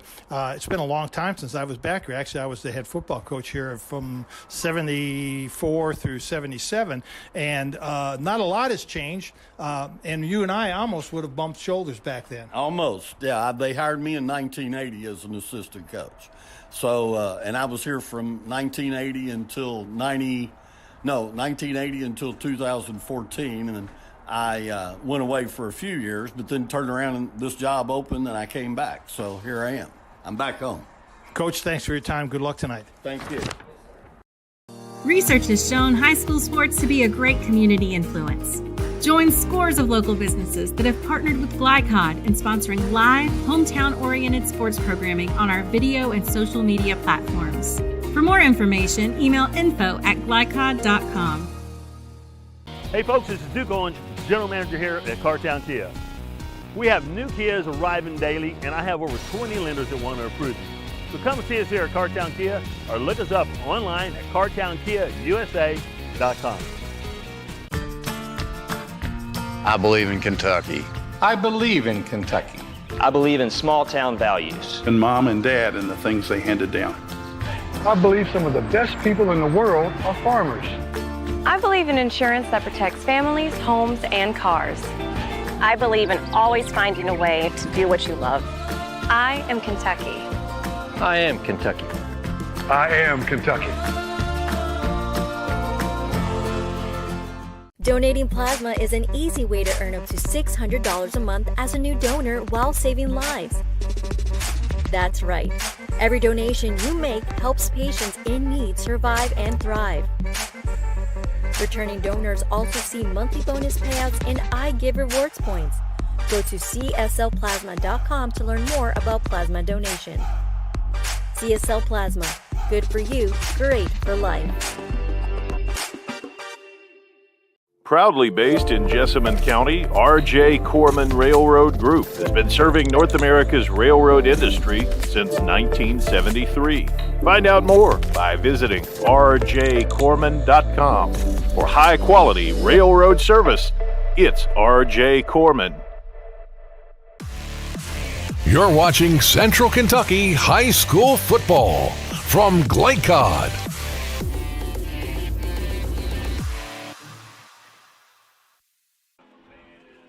As we return to Bullitt Central High School, Seneca on top of Bullitt Central, 20-0. Tech 24 has jobs available in the fast-growing field of food service equipment repair and maintenance with openings in Lexington. Apply online at mytech24.com/careers. mytech24.com /careers. Well, Coach, you mentioned it in your interview with Coach Clark. You spent some time here at Bullitt Central. I did. As a head coach, and just your recollections. You're bound to have a funny story or something. I know you well enough to know you've got to have a funny story. Well, yeah, I was very fortunate. This was my my first head coaching job, so I was very fortunate at Bullitt Central. The administration of Bullitt County Schools gave me an opportunity to start my career as a head football coach. So for that, I'll always be grateful for everything that they did for me personally. And I was very fortunate to have some very, very good players and some really nice teams. My first year fell into a wonderful team. We were 10-1. Awesome. They had a phenomenal team. I lost the first game of the season, won the rest of our games, but things were weird back then to make the playoffs because I think only like 2 or 4 teams made it, and we hadn't beaten a team by a sufficient number of points because I was pulling my starters out. Oh, my. And that's how we ended up not making the playoffs. And then a 10-1 team. Yeah. Oh, my. And then that's heartbreaking. Well, then the third year we make the playoffs with a team that was 6-4. So, okay. Go figure. So we had a lot of really good players. I can tell you one of the things, this was back in the day. Remember, this is 1974. The head football coach was in charge of the field, lining the field, watering the field, cutting the field, driving the bus, which I refused to do because I said, you don't want me driving a bus before a football game because I'm kind of tunnel vision focus on what's happening and not riding the bus. I got you. But I also was in charge of lights. Oh, my. So the first game of the season, I found out that I was in charge of lights, and I thought, oh, my God, I hope you don't expect me to climb that pole to fix the lights that are burned out. No, all you have to do is contact the right people, and they'll come out. So I contact this guy, and it's after practice, and he comes out, and he climbs the pole, and he's got a big bundle of rope with him. And I'm not paying any attention because I'm focused on what's going on. Absolutely. And I'm down here, and I heard this thump. And I thought, oh, my God, the guy fell off. And I don't want to look. Well, you dropped the big bundle of rope is what had happened. But I'll never forget it. It scared me to death that the first year as a coach, my light guy is on the ground. Is on the ground. Well, I'll tell you what, folks, let's go ahead and step away. We've got one more quick break, and then we will be back. Second half action forthcoming here on Glycod. Based in Jessamine County, R.J. Corman Railroad Group has been serving North America's railroad industry since 1973. Find out more by visiting rjcorman.com. For high-quality railroad service, it's R.J. Corman. You're watching Central Kentucky High School Football from Glycod.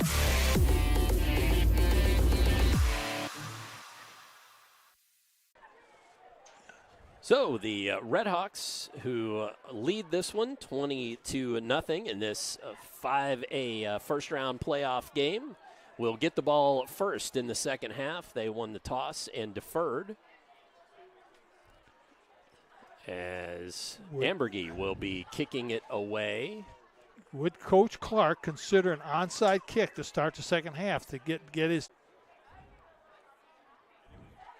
Doesn't look like it. Nope. And kicked to Washington at about the 18-yard line. He has a bit of a lane and drug out of bounds. That was Trent Rogers, a senior, possibly saving an up the near sideline touchdown. That was a nice return on his part. Sure was, from the 18 all the way out to about the 48. So 30-yard or so return, maybe just a yard shy of that. Seneca starts off with good field position. Nope, sure enough, they're putting the ball at the 48, right at 30 yards. Yep. First and 10 Redhawks on their own 48-yard line.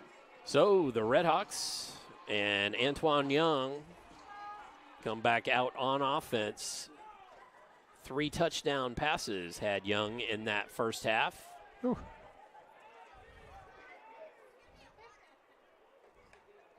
Spread offense, 5 wideouts. Going to throw the ball down the field and open. Oh, catching it, but then dropping it on the dirt. I think recovering it. Terrence Wilson was the receiver if they're going to say he made a football move and then had it knocked away, which I think they are. Yeah, and Terrence really needs to learn how to secure the ball a little bit better. I think there was maybe a tad bit of showmanship going on there, and Terrence really needs to secure the ball and run in the end zone rather than have the ball in one hand running down the field. And Wilson lost his helmet, so he heads to the sideline. Yep. And that the first down of the second half for the Redhawks. And Terrence is a better player than have to do that. Just catch the ball, run down the end zone, give the ball to the referee, and then celebrate with your teammates. Young with Washington in the backfield, a couple steps behind him. Now coming up more of a pistol look to the left of Young. Handoff to Washington, bounces it left, has some green grass ahead of him. Touchdown on the 9-yard touchdown scamper. Bullitt didn't need that. They didn't need to start the second half like that. So Leo Washington with his 14th touchdown of the season. And again, you see the athleticism and the length of the receivers for Seneca and how difficult it is for the Bullitt Central secondary to keep those players covered.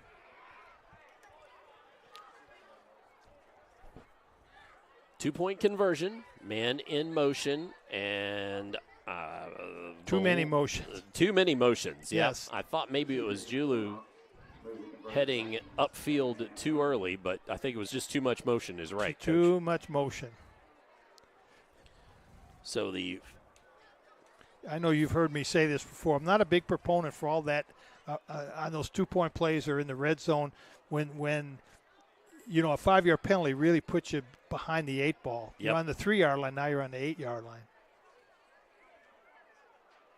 So Young working from the shotgun. Looks to throw left side. Has a man out there, and that is converted. Trying to see who that is. Francis Seisei, number 6. I believe that is Seisei, correct. I like that name. He would be on our all-name team. Absolutely. Francis Seisei. Julu and Seisei, Both of them in the defensive backfield for Seneca. Yep, all-name. All-name team. All right, well, I'll tell you what. Let's go ahead and we will step away, take a quick break. When we return, 28-0 Seneca here from Bullitt Central High School on Glycod.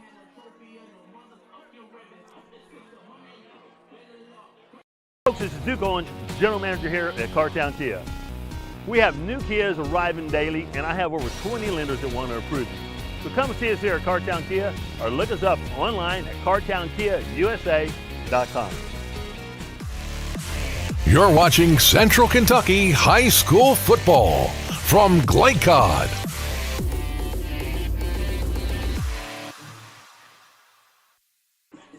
As Neon gets set to kick the ball away with a 28-0 lead. Miller back deep for Bullitt Central.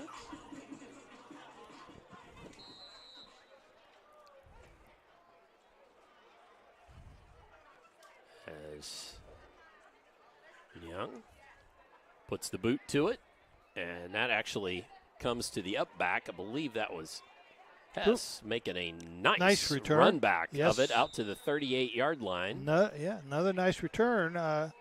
You know, if Seneca wants something to work on in practice this week, kick coverage would be a good thing for them to work on. Because their kicker's actually not bad. He has a nice leg there. Yeah. Again, that was Jacob Hess with that run back, and that's going to make it 1st and 10 from the 38-yard line.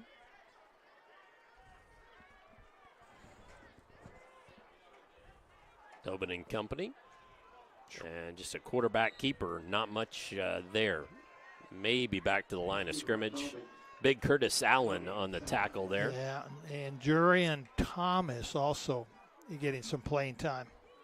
Came in at linebacker to give Deshaun Wyatt a break. Now Wyatt's back in. Yep. They don't lose a whole lot. They're the people they bring in off the bench are doing a nice job for Seneca also. Not a deep bench for Seneca, but some talent yes. that I'm seeing here. Very, very good talent. I just really like those. And whistles come just after the snap. Procedure against Bullitt Central. I just am super impressed with the three big defensive linemen that Seneca has. 73. That Josh Padre. No, yes, right. 75, Jaquez Jackson, excuse me. Yep. And then the big guys, Curtis Allen. Yep. Second and 15. And there's a notation on my roster that I'm looking at right here.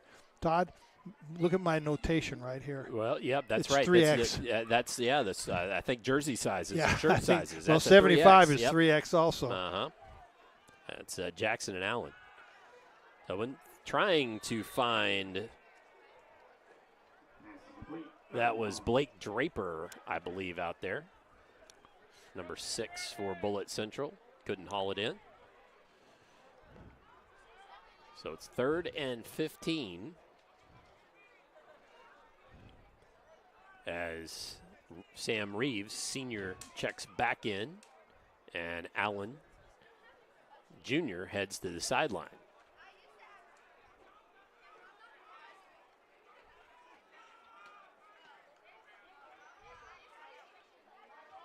Owen looks to throw, has a man. Nice, caught. there you go. Jacob Hess with it at the first down marker. That will be a first down.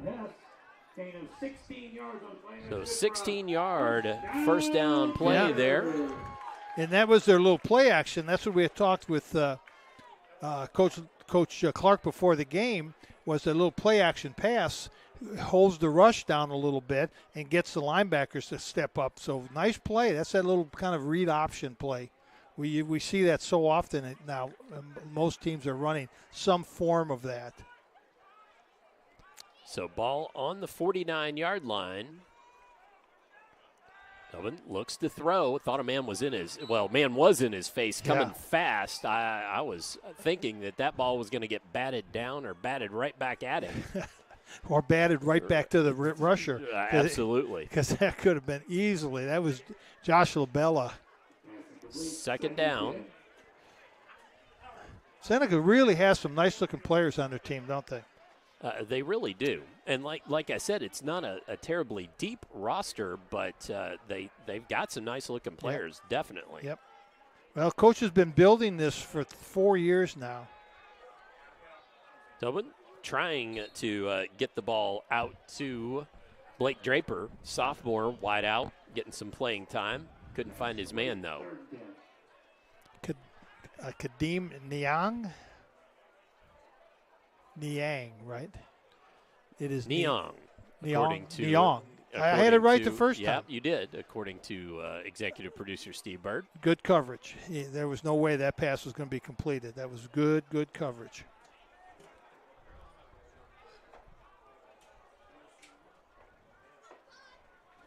We're being invaded by the Seahawks, Coach. We All are. right. I see that. Owen looks to run. Oh, nearly knocked away from behind. That was Wyatt coming up to make that tackle. Tobin running for his life there a little bit. Gain of 2, though. Yeah. Going to be 4th and 8. Yeah, you see a lot of it. You see athleticism in Tobin.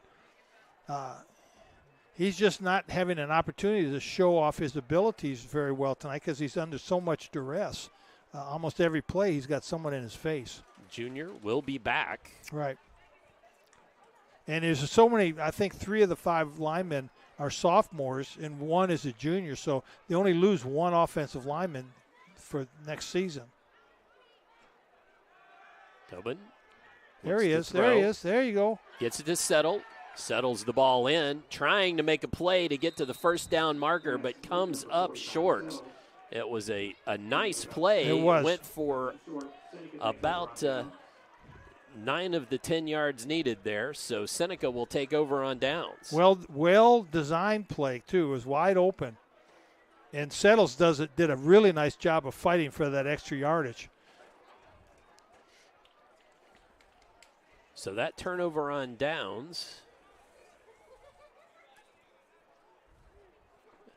for Bullitt Central gives the ball back to Seneca with 8 minutes and 30 seconds left here in the third quarter. Now, as quickly as that first quarter went, it may be my imagination, Coach, but it seems like this one's taking a while. Yeah, slowed down. Yep. Folks, no score in that first quarter for either team, and then Seneca scored 3 times in the second quarter, make it our halftime score of 20-0. So Young directs some traffic, and now we got a flag. Delay of game. Yeah. Too much looking to the sideline to figure out what play we're going to run instead of just lining up and running a play. Well, and I think there was some traffic directing there. I think part of that was maybe a player wasn't quite where they were supposed to be. Yeah, probably. But just the second penalty of the second half for Seneca. A little more traffic directing, and that's going to be another penalty. Yeah, procedure penalty again. Procedure against Seneca. Oh, so well. Couple of quick penalties there. That'll make the quarter go longer. Just line it up. Get 3 wide on one side, 2 wide on the other, and run a play. Right. Let's not overcoach ourselves here. That's right. Stops the clock again. 8:27. Well, I guess it never ran, I should say. Jeez. Still have traffic being directed. Yeah, and we're still looking to the sideline for a play, and we're still moving. Now we've got trips to the right and quarterback keeper around the left side. He's headed for the first down marker. Can't quite get there, but does get to midfield or nearly. It's going to come up a couple of yards short, according to the striped shirts, out to the 48-yard line. And that's one of the things we talked about. That was their misdirection play, how Bullitt Central selling out, everybody going to where they think the ball's going to be, and really leaving the backside unattended. Actually, that ball placed down, yes, I guess it's about where I thought, about 48-yard line.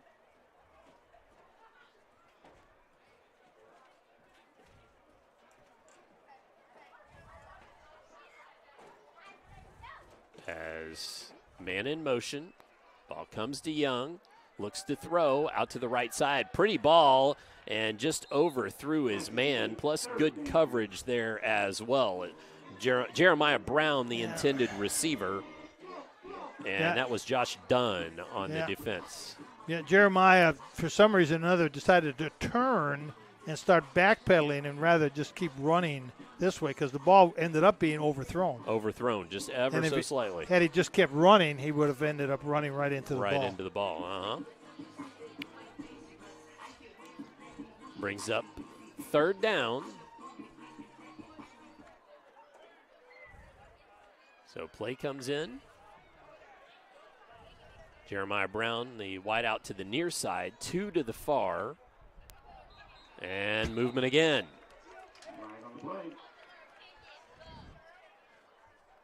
You think Seneca's losing a little focus right now, up 28-0? Could be.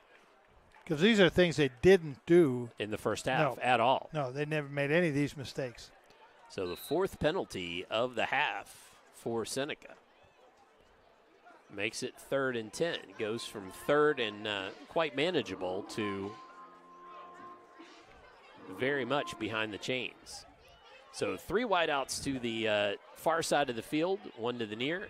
Handoff. Oh, Fumble. The ball comes out. Bullitt got it. And I think Bullitt Central did come up with it. They did. So the ball popped out of Shane White's hands and turnover for the Redhawks. All right, now let's see if the Redhawks come back. You got a turnover, come back hot with a pass.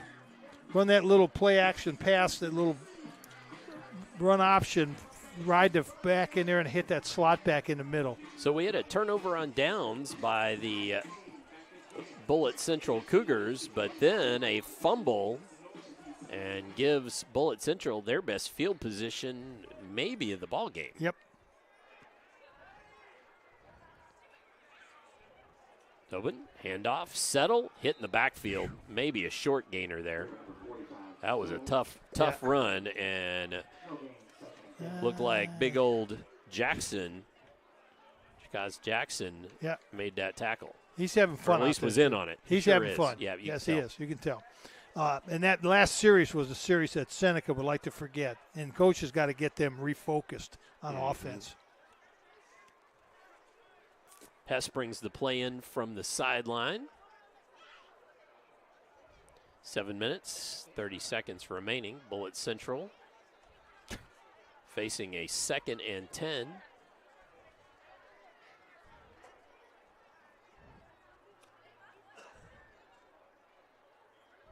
Tobin looks to throw, has a man, Hess, and he is gang tackled. And that's going to be, pass was complete, but that was for a loss of 1. And did you see, I don't know if you happened to notice, who was one of the main people on that tackle? Was it? 71. 71. 3X Curtis Allen, who ran from his defensive tackle position all the way over to the wide side of the field to make a tackle on that screen pass.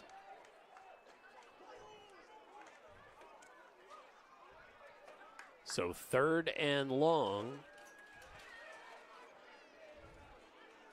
Tobin looks to throw, right side. Pretty ball out there this time, but just couldn't find a man. 2 receivers out there, and the ball falls harmlessly to the turf. Go for it. Bullitt Central. Oh, we're going to punt.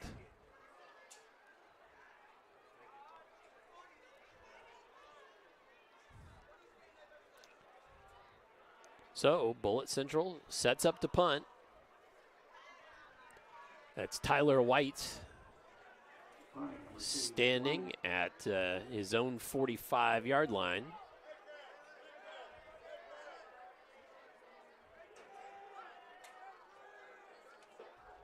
And low snap. Here comes the Redhawks, but the punt away takes a nice bounce down to the 7-yard line. Some unique punting today. But down to the 7-yard line ends up being relatively effective. It's not how, it's how many. How many? How many yards are you going to get on the roll? I was really surprised Seneca didn't get there, though, with that snap. They pulled, all of them pulled up. Instead of going for the block, they all pulled really up. Pulled up, didn't they? And, blocking punt, I don't know if we talked about this before, but blocking punt is really an art. And you really need to practice how to block a punt. It just seems, I just run in and stick my hands up. Yeah, but if you run over the punter, or you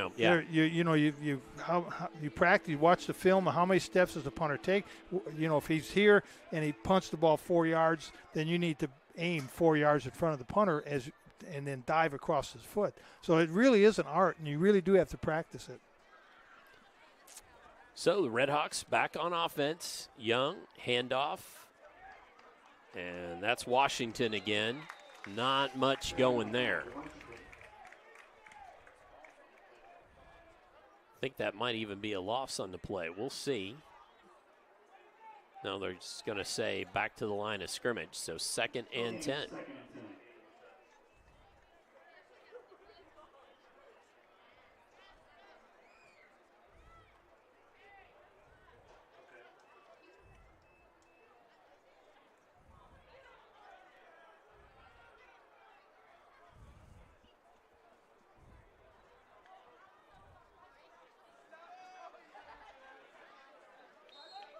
All right. Washington again on the carry, this time for a short gainer. About 3 yards. Going to make it 3rd and about 7.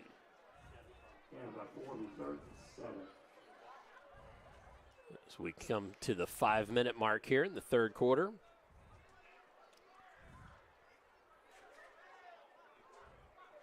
We got the trips left. Quick screen. Nope. Looking to air it out. Finds a man short of the first down marker, but turns yards after catch, gets the first down, but a flag on the play. I think we might have roughing the passer. I'm not sure. Where that something happened way back away from the play. And we have unsportsmanlike. Personal foul. Personal foul, I mean. Yeah, I think they're going to call roughing the passer. And 45 is a pretty good player. I think that's Settles. Yeah, Gary Settle. He's a pretty good player, but I noticed coming off the field the last series, he was upset about something. Not sure what it was. One of the coaches talked to him. And I think there's some carryover there. That whatever happened, I think, was a little carryover to what had previously occurred when he was playing offense. He's a pretty good player, and Bullitt Central needs him on the field. So personal foul, and that will be a first down by way of penalty. Just the second penalty for Bullitt Central in this half, and the second first down for the Redhawks. Handoff, Washington, left side. Nice gainer. Still going. And still going for certain. First down and a little more. Moving the pile the last 4 or 5 yards into Bullitt Central territory. So again, another first down. Third of the half for Seneca. 28-0. Our score. Redhawks came in 7-3. And as Coach said just a few moments ago, kind of built this over around 4 years. Washington, a little slip there, and ball comes out, but it was already on the turf. Down. Yeah, Washington was down. So that was a hard gain of 2 for sure. Yep. Looks like Seneca has decided just to let's run the ball. Let's keep it on the ground. They're not really working deep anymore. So second and about 8.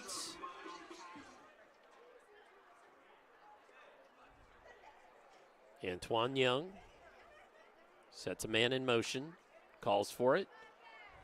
Fakes the handoff. Nope, they're going to throw it down the field. Oh, through the hands of Drayshawn Wyatt. Right through the hands, falling harmlessly to the turf. Yeah, he made a funny turn there when he didn't need to, I don't think. I think that was a very well-thrown pass that was right in front of him, and for some reason or another, he made a funny turn. Stops the clock with 3:13 remaining here in the third period. Ball on the 45-yard line.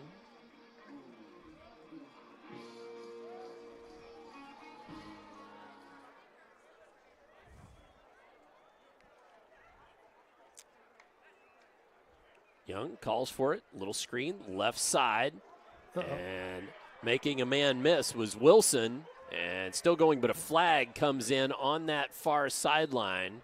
So Laundry on the field at about the 30-yard line. But Wilson with enough of it gained for a first down. So let's see. If it stands. If it stands, exactly.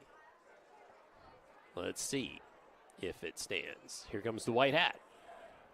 We have holding. No, it's against them. Personal foul. Personal foul. Oh, horse collar tackle. Against Bullitt Central. Well, Bullitt Central didn't need that. They're they're kind of back on their heels now. Yep. A first down coming via the run for Seneca, and then tacking on that extra yardage.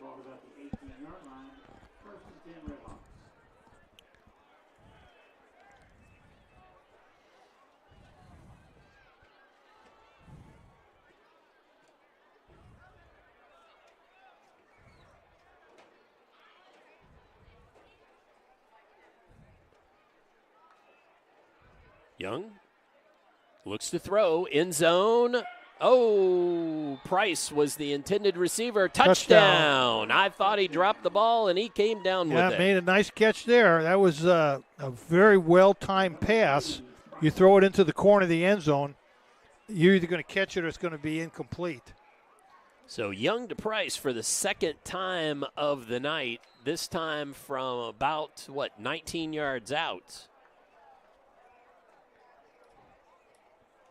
With 2:57 left here in the third quarter. And Seneca's going to go for it on the 2-point conversion again. Handoff. Washington just powers. Across. Whoa, he looked like he was shot out of a cannon there. Sure did. Wow. So that was Washington on the 2-point conversion, and that makes it Seneca 36 and the home Cougars nothing. That will be a running clock when we return. Let's step away here from some of our great Glycod sponsors for a moment. Hi, I'm Glenn Downs, pharmacist and owner of the Prescription Pad in Nicholasville. We are an independent community pharmacy that provides personalized service. We offer free home delivery, medication compliance packaging, compounding, and home medical equipment. Getting your medications from us means no need to wait in line or on the phone for minutes.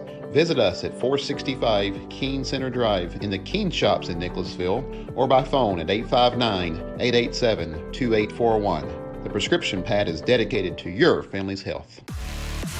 You're watching Central Kentucky High School Football from Glycod.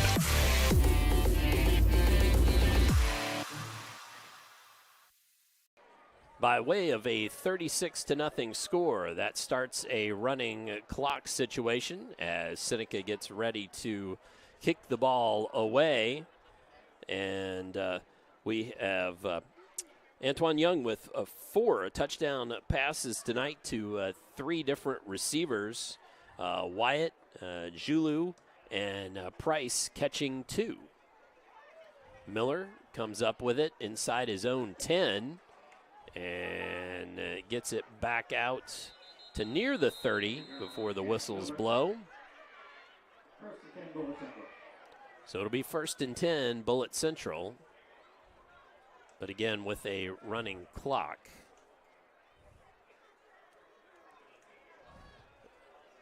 And ball, I was just trying to see where it's going to be placed. About the 28-yard line. 1st and 10 from the 28-yard line for Bullitt Central.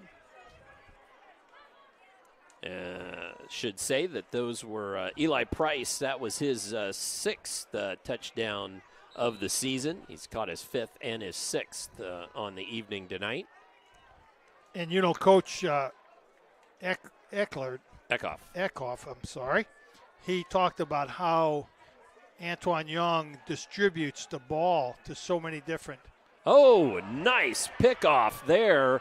Terrence Wilson playing linebacker, going the other way. Pick 6, touchdown. Wow. What an interception, the one-handed. So, let's see, where did that ball get picked off? Was it about the I'm going to say the 40-yard line. 44-yard line, yeah. Jeff says? 40 even. So 40-yard pick 6. And that was Terrence Wilson at that linebacker spot coming up with that and making it 42-0.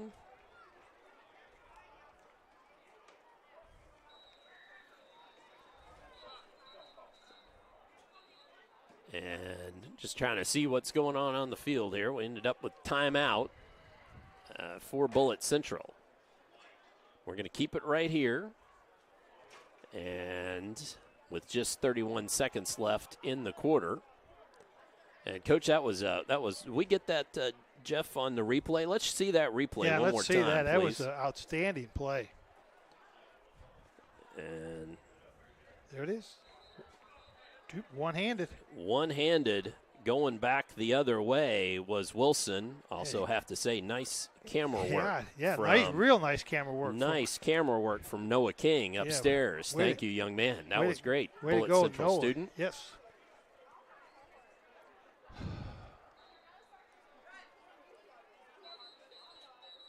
No.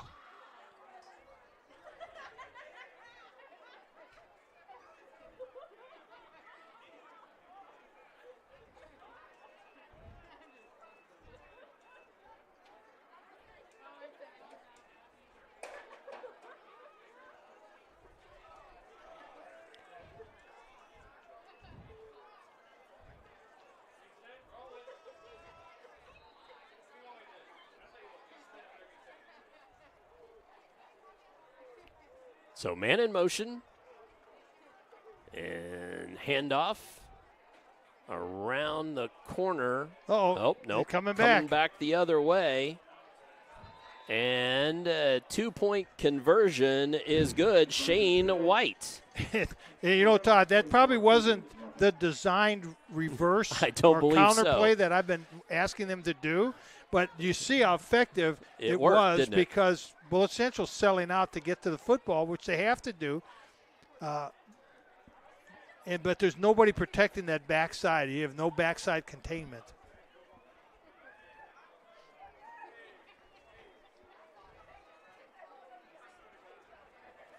So 44-0 should be our score. Still haven't seen the other 2 points go up on the scoreboard here. No, haven't, have they? I haven't seen them yet. It was good, wasn't it? It was good. All right. So 30.5 seconds remaining. It was 36, wasn't it? Now it should be 44. Should be 44, yep. All right, on the scoreboard now, and we are ready for Neong to kick the ball away. Miller has been back deep, but I think we've changed that up now. We're missing a player here. There we go.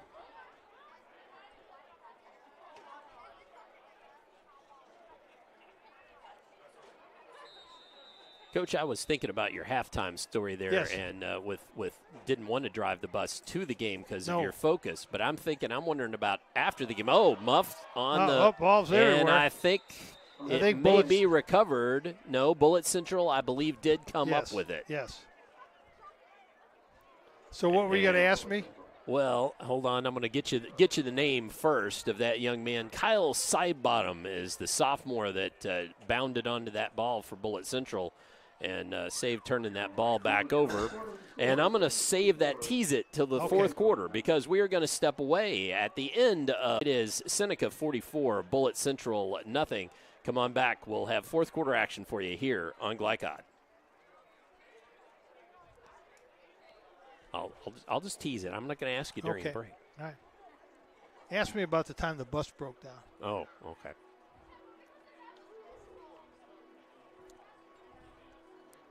There were a lot of things that happened here that are not in the coaching books. I mean, I'm going to just tell you. You look around what's going on the we're sideline. Back on here. On the track, on the sideline, kids wandering around. We're back on. And 44-0, fourth quarter. So, Coach, here's my question. You said you didn't want to drive going because of focus. My question would be, say things didn't go so well. Was there ever any thought that you might just decide to pack up and go home without maybe everybody on the bus? No, but there were times when I think the team would have rather me walk home rather than get on the bus. Fair enough. And did we have breakdowns and so forth? Well, we were going to Owensboro, and on the Western Kentucky turn, we had one bus with all of our kids and all of our gear. And on the Western Kentucky Turnpike, back in the day, there was no traffic.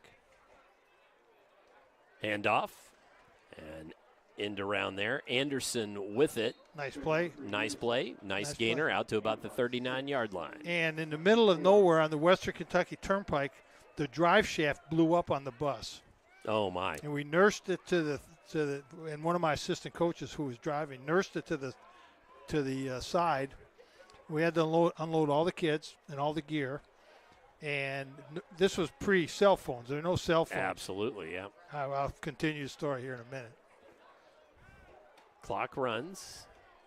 11:24. Anderson in motion. Handoff. Settle. And he's got the first down. Second first down of the second half for the Cougars. So I have one assistant coach. There's only three of us. I have one assistant coach stay with the kids, get them in the shade, get the water buckets out, right, keep them hydrated. And my assistant Bob Spears and myself, we're going to hitchhike up to somewhere. Somewhere. I have knows no where, idea. Right? Yeah. So we actually jumped the fence. There was a farmer's house. We could see a farmhouse way up in the Tobin in the boonies. Sets the offense, pulls the ball out of Settle's belly, and then hit in the backfield and brought down. That's Wyatt on the tackle. So we walk through his field up to the farmer's house and knock on the door, and this old farmer comes out. Can I help you, boys? Yes, sir. I need to borrow your phone because I've got to call back to the bus barn to get another bus to come out. And he said, I'd love to have you use my phone, but I don't have one. Have one. Oh, boy. He said, but I can put you in my pickup truck, and we're going to go down to the general store. That tells you where we're at in Kentucky. And this is also 1970. 1977, probably. Yeah, Tobin, 1977. Flags come in. Oh, he's got him open. Oh, I had a man open. Yeah. Anderson was the intended receiver, but there is laundry all over the field. It looks like washing day. So we got a hold of the bus barn, and they sent another bus out to us. And we got to Owensboro Senior High School for the game probably 15 minutes before the game time. Before game time. So I asked the coach, hey, we had trouble. Our bus broke down. We're lucky to even be here. Give us an extra half an hour, 45 minutes. He said, nope, game's got to start at 7:30. Oh, my goodness. So I had, if you weren't a starter, you had to stay out of the locker room. So the starters all ran in and got dressed, and nobody got taped. Sure. And by the time the other kids came out of the locker room, I think we were behind 35 to nothing before the rest of the team even got out of the locker room. It was not a good day. 5-yard penalty. Advances the ball, so it's 2nd and 5. Ball right at midfield. Tobin, handoff, Settle, tucks the ball away, but he is met in the backfield. And that is a new big man there. That's Eric Galbraith. And he's only 2X. He's only a 2X. Yeah, he's only 2. Eric Gilbreth, I think. Gilbreth. Yep. I looked. Gilbreth, you are correct. Another big, strong guy. And they move their feet so well. I'm impressed with the work that their defensive line coach does with this team, because these big guys, normally you think of the big guys just being stand in one spot, and these guys move. They're good-looking players. Tobin, under pressure. Washington comes back there. Now hit and brought down, and there was a host of Red Hawks there. There was probably about 1,500 pounds of weight. And also number 50. Job. That was Mohammed Job, yeah. Yes, we're in on that tackle. So there was as well. Maybe about 1,500 pounds of There was a lot of Red Hawks on top of them Tobin. There. So ball back to the 45-yard line and makes it 4th and 10.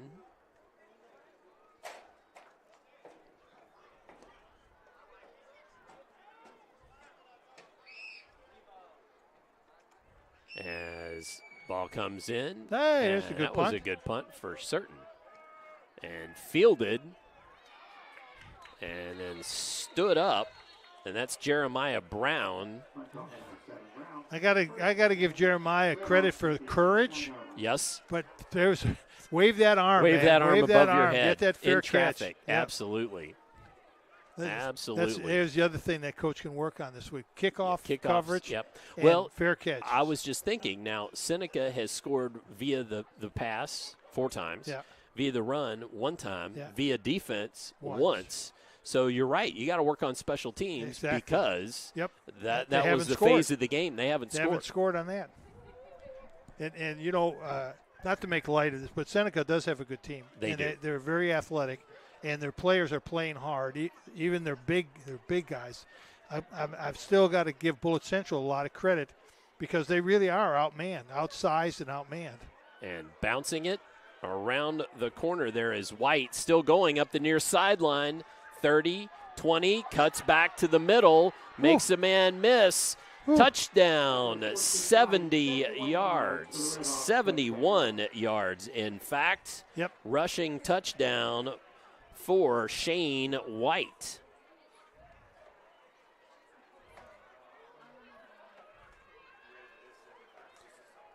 '71-yard rushing touchdown.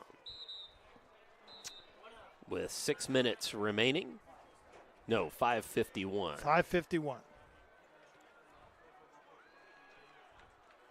In the fourth quarter.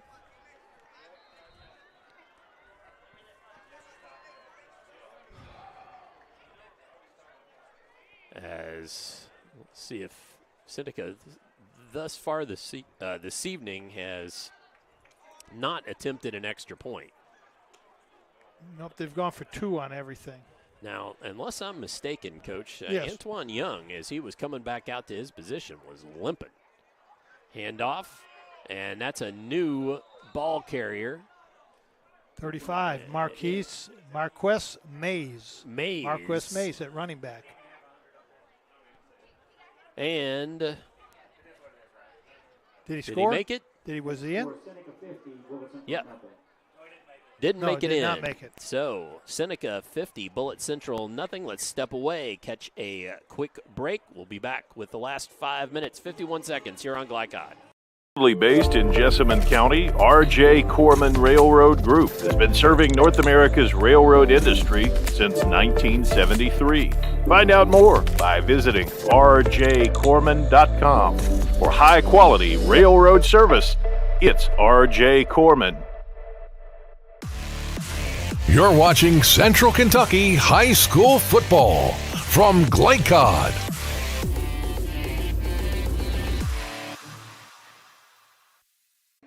$50-0 our score here, as it's been all Seneca this evening. 3 touchdowns in the second quarter, 3 more in the third, and 1 coming just moments ago on that 71-yard Shane White rushing touchdown. Yep, that was a very dynamic run on Shane's part, too, because he was pretty well bottled up, and he put his foot in the ground and then made a nice hard left-hand cut and was gone. There wasn't anybody going to catch him. But he had some nice blocks upfield, too. And I believe this is a new kicker. Yes, it is. And this is Sam Martinez. Ball short, takes a high bounce. Picked up at about the 25-yard line and then brought down. That was Bobby Miller, sophomore, on the return. You know, I know Bullitt Central's colors are maroon and gray. I remember that. Absolutely. I was going to wear maroon and gray tonight, but I thought, man, better not.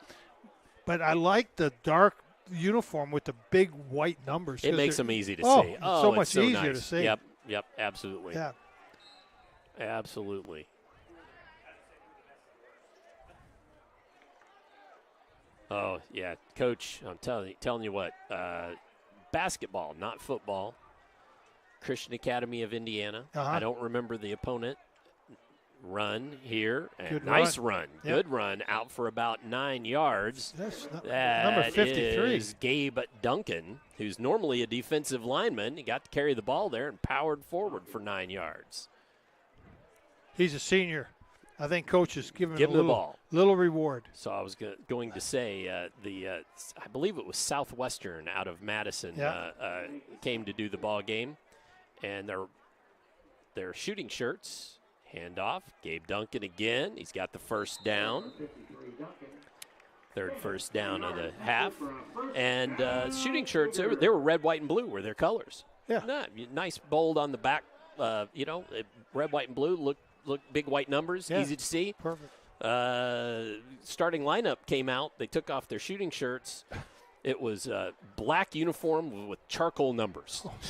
Oh, gee. I called the ball game via hairdos. Yeah. The only time you could see right. what the numbers were was when they were at the scorer's table. Yeah. Oh, my goodness. Whoever thought that was a good idea. I should have sent an angry letter to the AD the next day. Well, we had worked. This is prior to you and I working together. This was when Mike Beck was still working. Gabe Duncan again on the carry. And we were up at North Oldham. And they were playing Frankfurt. And Frankfurt's colors are, I think, gold and white. But they had like lemon yellow jerseys with light white numbers. Oh, boy. I mean, to tell you, the whole night we couldn't identify any kids. Yep. So you got to outlaw that. That's tough. Just about 3 minutes remain here in this ball game. It's been first quarter was played nicely, but that ball carrier that time was Zach Brunson, 65. 65, Brunson, okay. The junior. 65. Having some tryouts here for some different running backs. 3rd and 6. Letting the offensive lineman run the ball.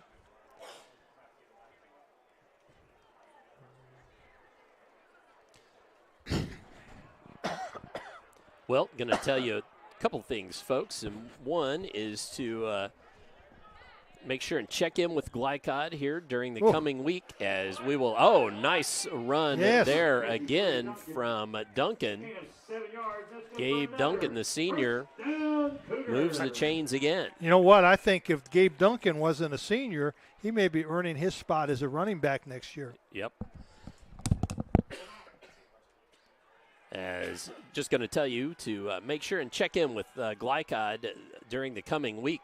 Normally during the post-game show, we'll tell you about the upcoming ball games, but at this point, we'll have to see what the matchups are. So make sure and check with Glycod. Duncan again on a nice 8-yard carry inside the 40-yard line.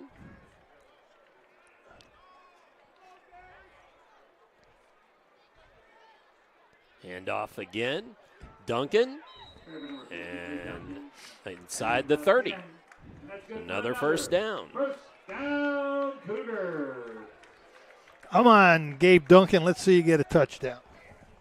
Give him the ball again. Give it to him again. Give it to him again. There you go. Mishandled, almost a mishandled snap. Just a dive play. This one just ahead for a couple. Only a minute left.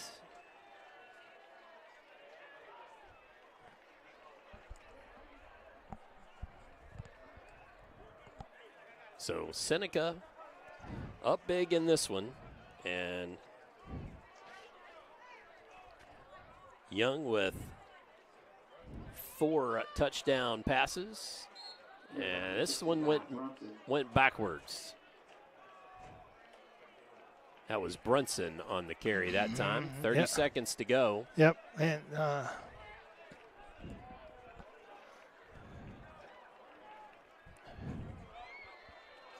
as in the playoffs, Bullitt Central will have their season come to an end.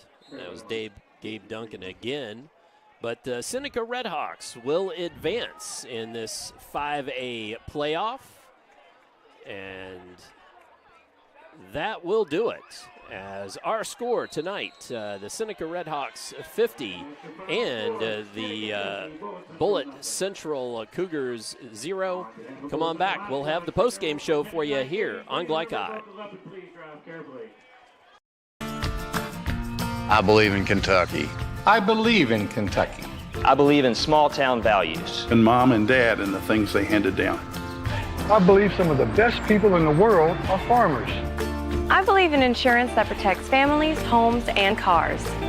I believe in always finding a way to do what you love. I am Kentucky. I am Kentucky. I am Kentucky. For any of your window, door, and siding needs, contact the team at Elite Building Products. Their factory-certified, licensed, and insured contractors have been installing energy-efficient windows and doors for over 30 years. They also offer energy tax credits and military veteran discounts. Locally owned and open weekdays at 242 Wilson Drive, just off of the 27 bypass. For a free estimate, call 859-887-2440. Elite Building Products. Hi, I'm Glenn Downs, pharmacist and owner of the Prescription Pad in Nicholasville. We are an independent community pharmacy that provides personalized service. We offer free home delivery, medication compliance packaging, compounding, and home medical equipment. Getting your medications from us means no need to wait in line or on the phone for minutes. Visit us at 465 Keene Center Drive in the Keene Shops in Nicholasville or by phone at 859-887-2841. The Prescription Pad is dedicated to your family's health. New teen drivers are at greater risk for car crashes, particularly at night and during the first few months without adult supervision. Checkpoints is a free 1-hour educational program held monthly at the Jessamine Career and Technology Center in Nicholasville. It will help you help your teen be safer when they become a new independent driver. For more details, including program incentives and how to register, visit the Jessamine County Health Department's website at jessaminehealth.org. Donating plasma is an easy way to earn up to $600 a month as a new donor while saving lives. That's right. Every donation you make helps patients in need survive and thrive. Returning donors also see monthly bonus payouts and I Give Rewards points. Go to cslplasma.com to learn more about plasma donation. CSL Plasma. Good for you, great for life. Hey folks, this is Duke Owens, General Manager here at Cartown Kia. We have new Kias arriving daily, and I have over 20 lenders that want to approve you. So come and see us here at Cartown Kia, or look us up online at cartownkiausa.com. Tonight's post-game recap is brought to you by Cartown Kia. Visit their state-of-the-art showroom at 3120 Lexington Road in Nicholasville, or shop online at cartownkiausa.com. Cartown Kia, movement that inspires. Post-game show here on Glycod as the Seneca Redhawks come up big over the Bullitt Central Cougars, 50-0. Let's briefly go over the scoring for the evening. Both teams went scoreless in the first quarter, but Seneca scored first in the second quarter.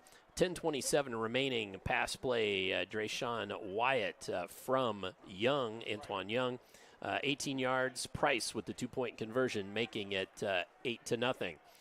With 7:10 left, Seneca scores again on another 18-yard passing touchdown to Jeffrey Julu. And that one, no 2-point conversion, 14-0 our score then. 1:30 left in the half. Seneca scores again. Antoine Young to Eli Price this time. 10-yard pass play, 2-point conversion, no good, making it 20-0 our halftime score. In the third quarter, just not far underway, 11:13 remaining in the third quarter. Leo Washington with a 9-yard rushing touchdown, 2-point conversion good, made it 28-0. Seneca scored again in the third quarter with 2:57 remaining. Again, Antoine Young to Eli Price, 19-yard touchdown play, 2-point conversion good, making it 36-0. With 1 minute left, the defense of Seneca comes up with a pick six by Terrence Wilson, going 40 yards back for the touchdown. The 2-point conversion to White was good, making it 44-0, and then a 71-yard rushing touchdown from Shane White on that long scamper to pay dirt with no 2-point conversion made, gives us our final 50-0. And let's step away. We'll have some final numbers for you, brought to you by Citizens National Bank when we return on the postgame show here on Glycod. Folks, this is Duke Owens, General Manager here at Cartown Kia. We have new Kias arriving daily, and I have over 20 lenders that want to approve you. So come and see us here at Cartown Kia, or look us up online at cartownkiausa.com. Proudly based in Jessamine County, R.J. Corman Railroad Group has been serving North America's railroad industry since 1973. Find out more by visiting rjcorman.com. For high-quality railroad service, it's R.J. Corman. If you or someone you know is having thoughts of suicide or experiencing a mental health or substance abuse crisis, 988 provides connection to free confidential support. There is hope. The Lifeline works. For 24/7 confidential support, just call, text, or chat 988. For more information, including a list of local resources, visit jessaminehealth.org/wellness. Hi, I'm Glenn Downs, pharmacist and owner of the Prescription Pad in Nicholasville. We are an independent community pharmacy that provides personalized service. We offer free home delivery, medication compliance packaging, compounding, and home medical equipment. Getting your medications from us means no need to wait in line or on the phone for minutes. Visit us at 465 Keene Center Drive in the Keene Shops in Nicholasville or by phone at 859-887-2841. The Prescription Pad is dedicated to your family's health. I believe in Kentucky. I believe in Kentucky. I believe in small town values. And mom and dad and the things they handed down. I believe some of the best people in the world are farmers. I believe in insurance that protects families, homes, and cars. I believe in always finding a way to do what you love. I am Kentucky. I am Kentucky. I am Kentucky. Glycod on YouTube is Kentuckiana's fastest growing high school sports video site. When you click to subscribe, don't forget to tap the bell and be notified of our upcoming live broadcasts and other unique video content. Subscribe for free now at youtube.com/Glycod. You're watching Central Kentucky High School Football from Glycod.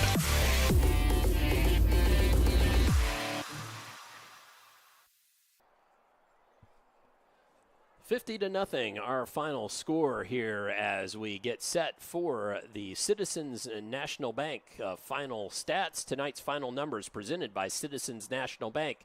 Moving forward together, visit Joe Wilder, area president for all your lending needs. That's Joe Wilder, area president for all your lending needs. So we're just going to take a look in Seneca by the factor of really being kind of all offense. Really, those offensive or those numbers, those final numbers, really all we have is from the Seneca Redhawks. Antoine Young with 4 passing touchdowns. That takes him to 21 on the season. Eli Price with his 2 TD receptions gives him 6 on the year. And Terrence Wilson with a pick 6 and score of 40 yards. And that was he had 65 tackles coming in, and certainly a big number for Terrence Wilson there on the year. And I'm just trying to see if he had another interception. I should have looked during the fact. No, he had a fumble recovery, but that's his first interception on the season. So Terrence Wilson with that. Well, let's jump away one more time. When we come back, we'll ask Coach his thoughts on this ball game, and then he's also going to give us our most outstanding players.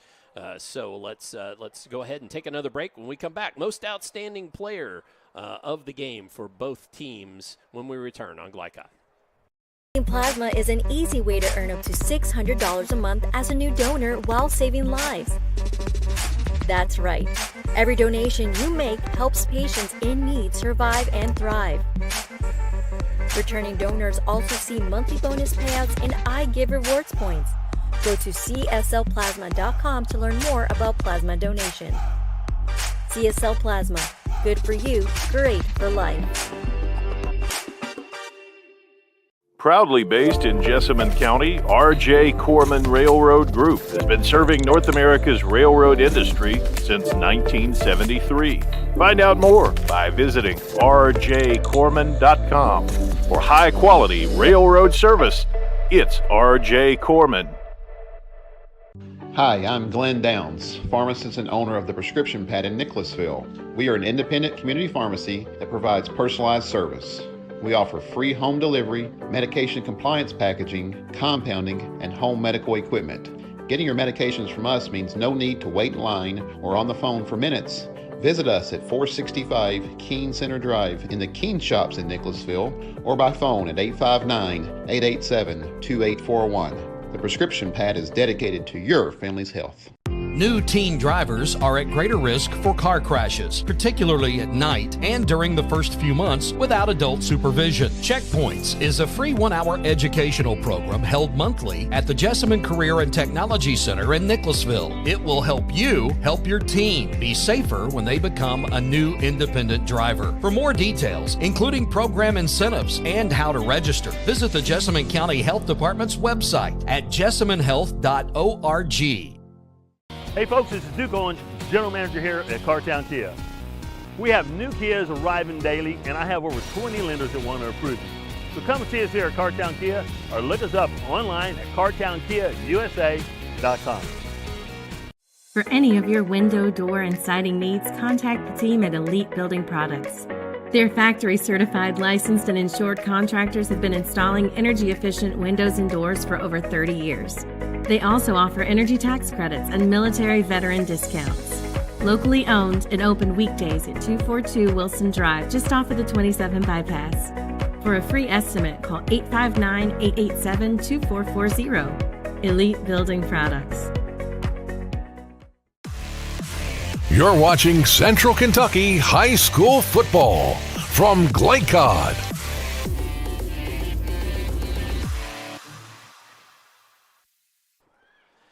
As we return to the post-game show, it is time for Most Outstanding Player. Tonight's Most Outstanding Player is presented by Elite Building Products. For any of your window, door, or siding needs, contact the team at Elite Building Products, located at 242 Wilson Drive in Nicholasville. 242 Wilson Drive in Nicholasville. And for the Most Outstanding Players, we're going to turn it over. Coach Kaz. Well, for Bullitt Central, let's do them first. We had bragged about how well their defensive line held up against the big, strong offensive line, Seneca, and the 50-0 score wouldn't reflect that. But really, it wasn't anything that the defensive line did. I thought they played an outstanding job where they were really outsized and maybe even outmanned a little bit. And then the best part of it was when they put their offensive guard at running back at the end of the game and let a senior lineman carry the ball. So, that being said, it's Gabe Duncan for Bullitt Central. He was an offensive lineman, he was a defensive lineman, and he ended up being a running back, and I'll bet you he was the leading rusher in the game for Bullitt Central. I believe so, yep. And for Seneca, again, it was hard because they have so many good players and receivers. Boy, I just would love to have 5 really great receivers. I always said, if you have one really good receiver, you don't have any because they can double cover them. Yep. They have 5 good receivers, and I don't know how teams are really going to be able to defend all 5 of those guys, especially when Anton Young throws the ball as well as he does. And he gets some time. Their offensive line gives him some time. Anyways, that being said, Antoine Young is our most valuable player from Seneca for the game. And I think he's got a bright future if he continues to improve the way he has. Right, and Young he is a senior. Excuse me, right. He is a senior, so I don't know what his plans might be, but threw a very pretty ball. So tonight's Most Outstanding Players presented by Elite Building Products. For any of your window, door, and siding needs, contact the team at Elite Building Products, located at 242 Wilson Drive in Nicholasville. Well, Coach, I guess your thoughts on the ball game, and as we wrap things up here this evening, any thoughts? Well, I think we said before the game even started that Bullitt Central was going to have a tough road to hoe because Seneca's athleticism, their speed, their length on their receivers, and the size of their offensive line, and their experience. They're a senior-dominated team. Bullitt Central, smaller, undersized, not as athletic, and a very inexperienced team with a lot of sophomores playing. Yep. That'll bode well in the future, but didn't bode well for them tonight. So I think what we talked about before the game came true during the game. You just saw Seneca's athleticism and speed and quickness, length of their receivers, and their experience paid off. And I think they can go far in the playoffs. I really do. I think they could. Absolutely. A lot of talent there for the Seneca Redhawks, who come up big, 50-0 over the Bullitt Central Cougars. So if you do think, I'm sorry to interrupt you, but who do you think Seneca's going to play next? South Oldham, according to Jeff Cooper. Yeah. So South Oldham possibly in the future. Also, bring your we had the ticker up earlier. Jeff Cooper working hard on that all evening. I want to thank AD here at Bullitt Central, Jason Wells, for his hospitality and working with us to get out for this ball game. I want to thank him. He did a great job, AD Jason Wells. Also want to thank him for dialing up shirt sleeve weather in November. Yes. Because it's probably still in the 60s now. It's been great out this So who evening. gets credit for that? The Jason Lord. Wells? Well, but sure, Jason Wells, sure. Okay. We'll give him credit. I was going to give Jeff the credit. But. Okay, okay. So let's wrap things up. I want to tell you who we are, and that is our executive producer for tonight's ball game, Steve Bird. Our on-site producer, Jeff Cooper, working hard on the keyboard here for us. Cameraman was Noah King. I want to thank AD Jason Wells for getting us Noah King from Bullitt Central. His great work this evening. For Coach Jim Kazmarek, I'm Dr. Todd Carter, signing off from Bullitt Central High School, where the Bullitt Central Cougars fall to the Seneca Redhawks in this 5A playoff game, first-round game tonight, 50-0. We're going to say so long, good night, God bless, and stay tuned to see where Glycod will be next week.